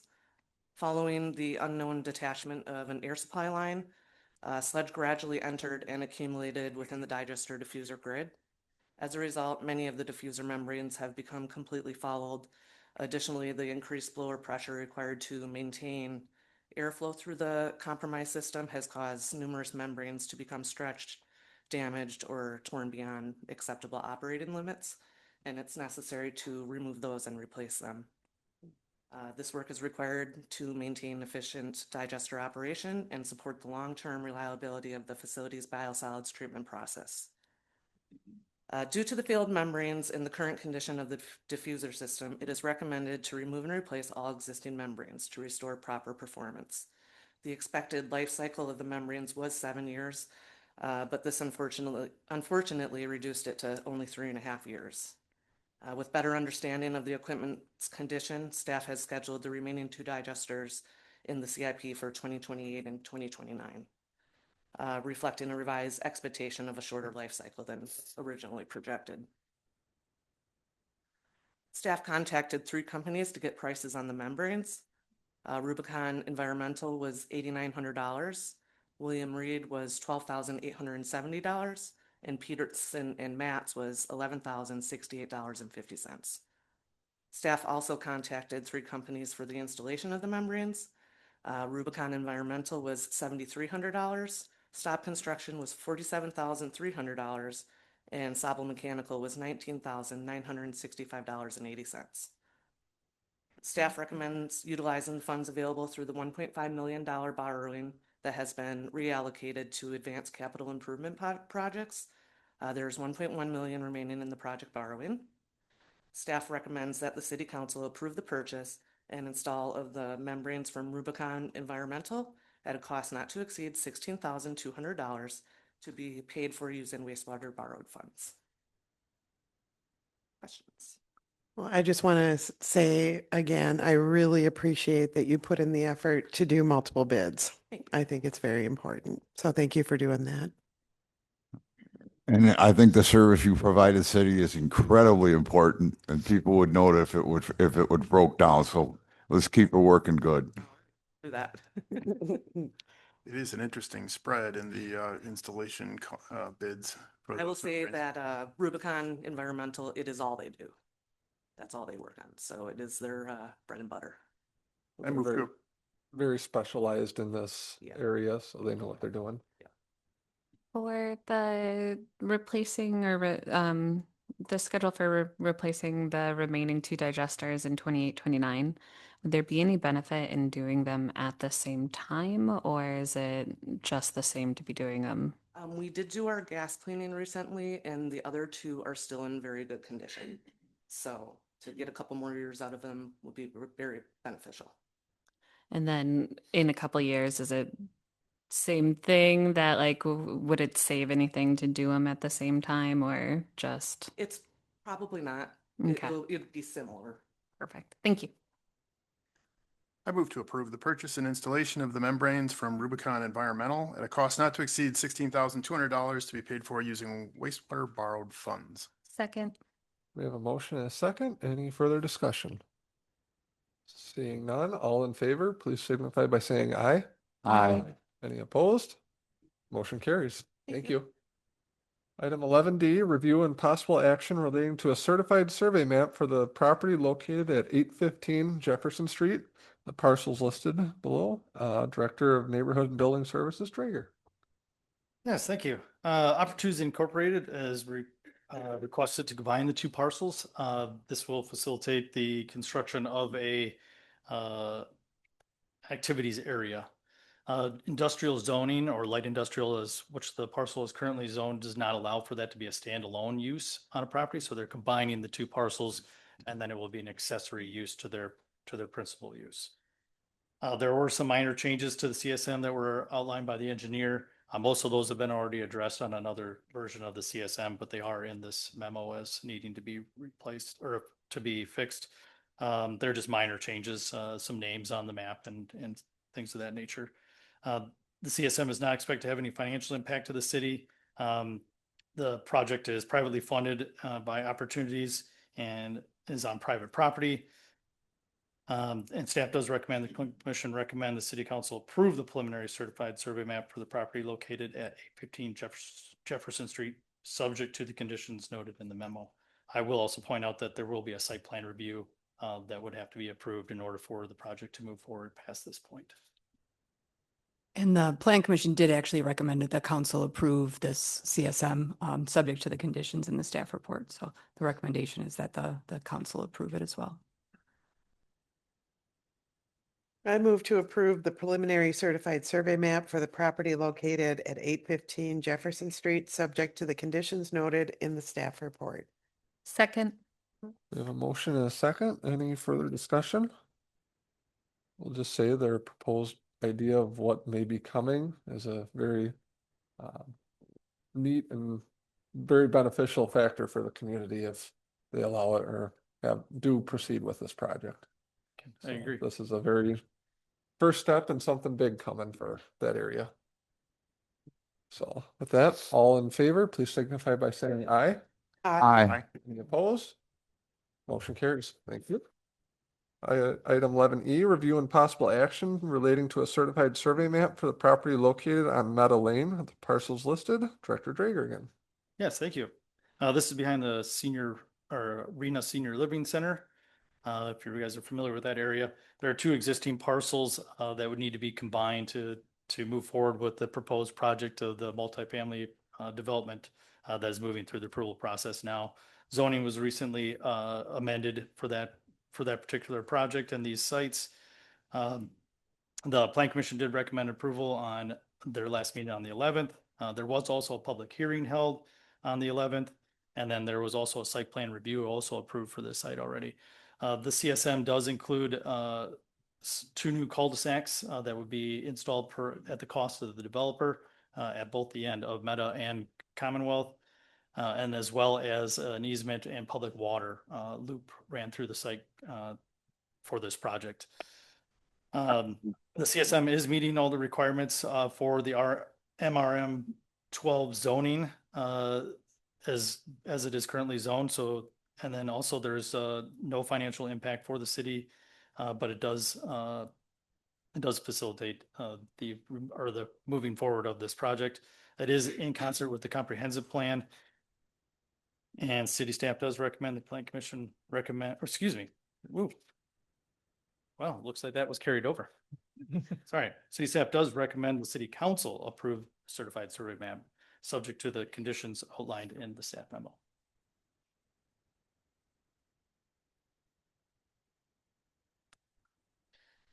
Every once in a while, we do a copy and paste and it doesn't get caught, and I apologize for that.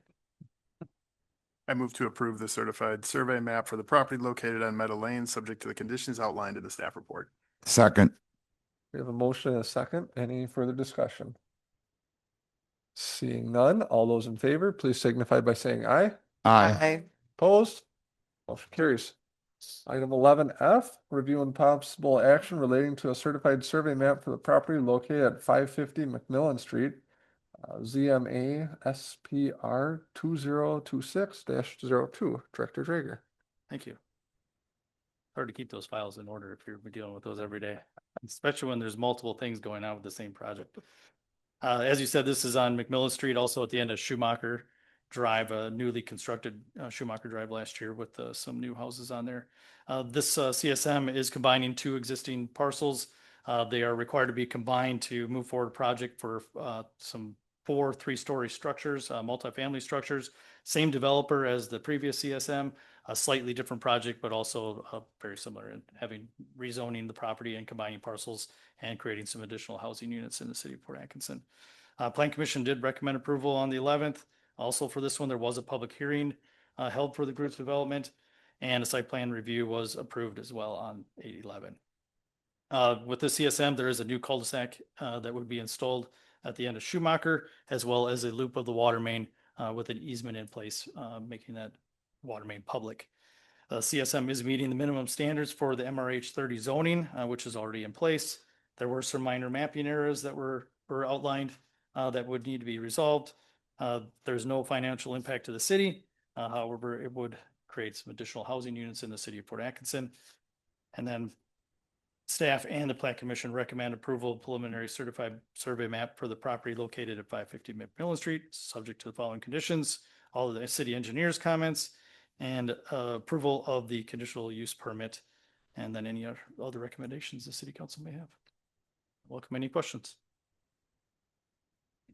The public hearing that you referenced, is the presentation that was held here, there were a couple dozen people, No, or was this- that something in addition to that? This was a public hearing for the conditional use permit. Okay, at that hearing, did it generate much input or question, discussion from the No community public- members? There was no public input on that one.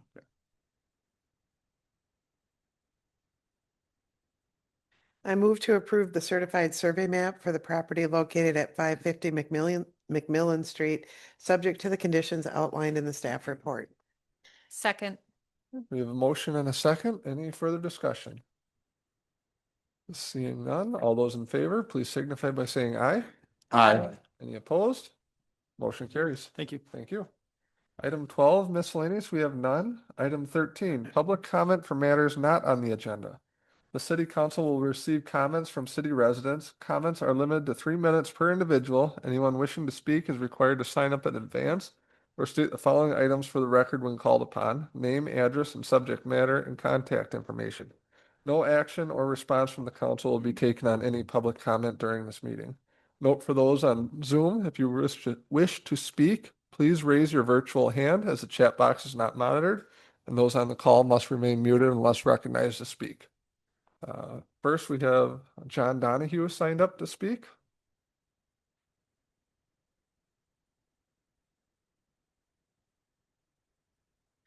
Good evening. My name is John Donahue, residing at 1550 Ravine Street, Fort Atkinson.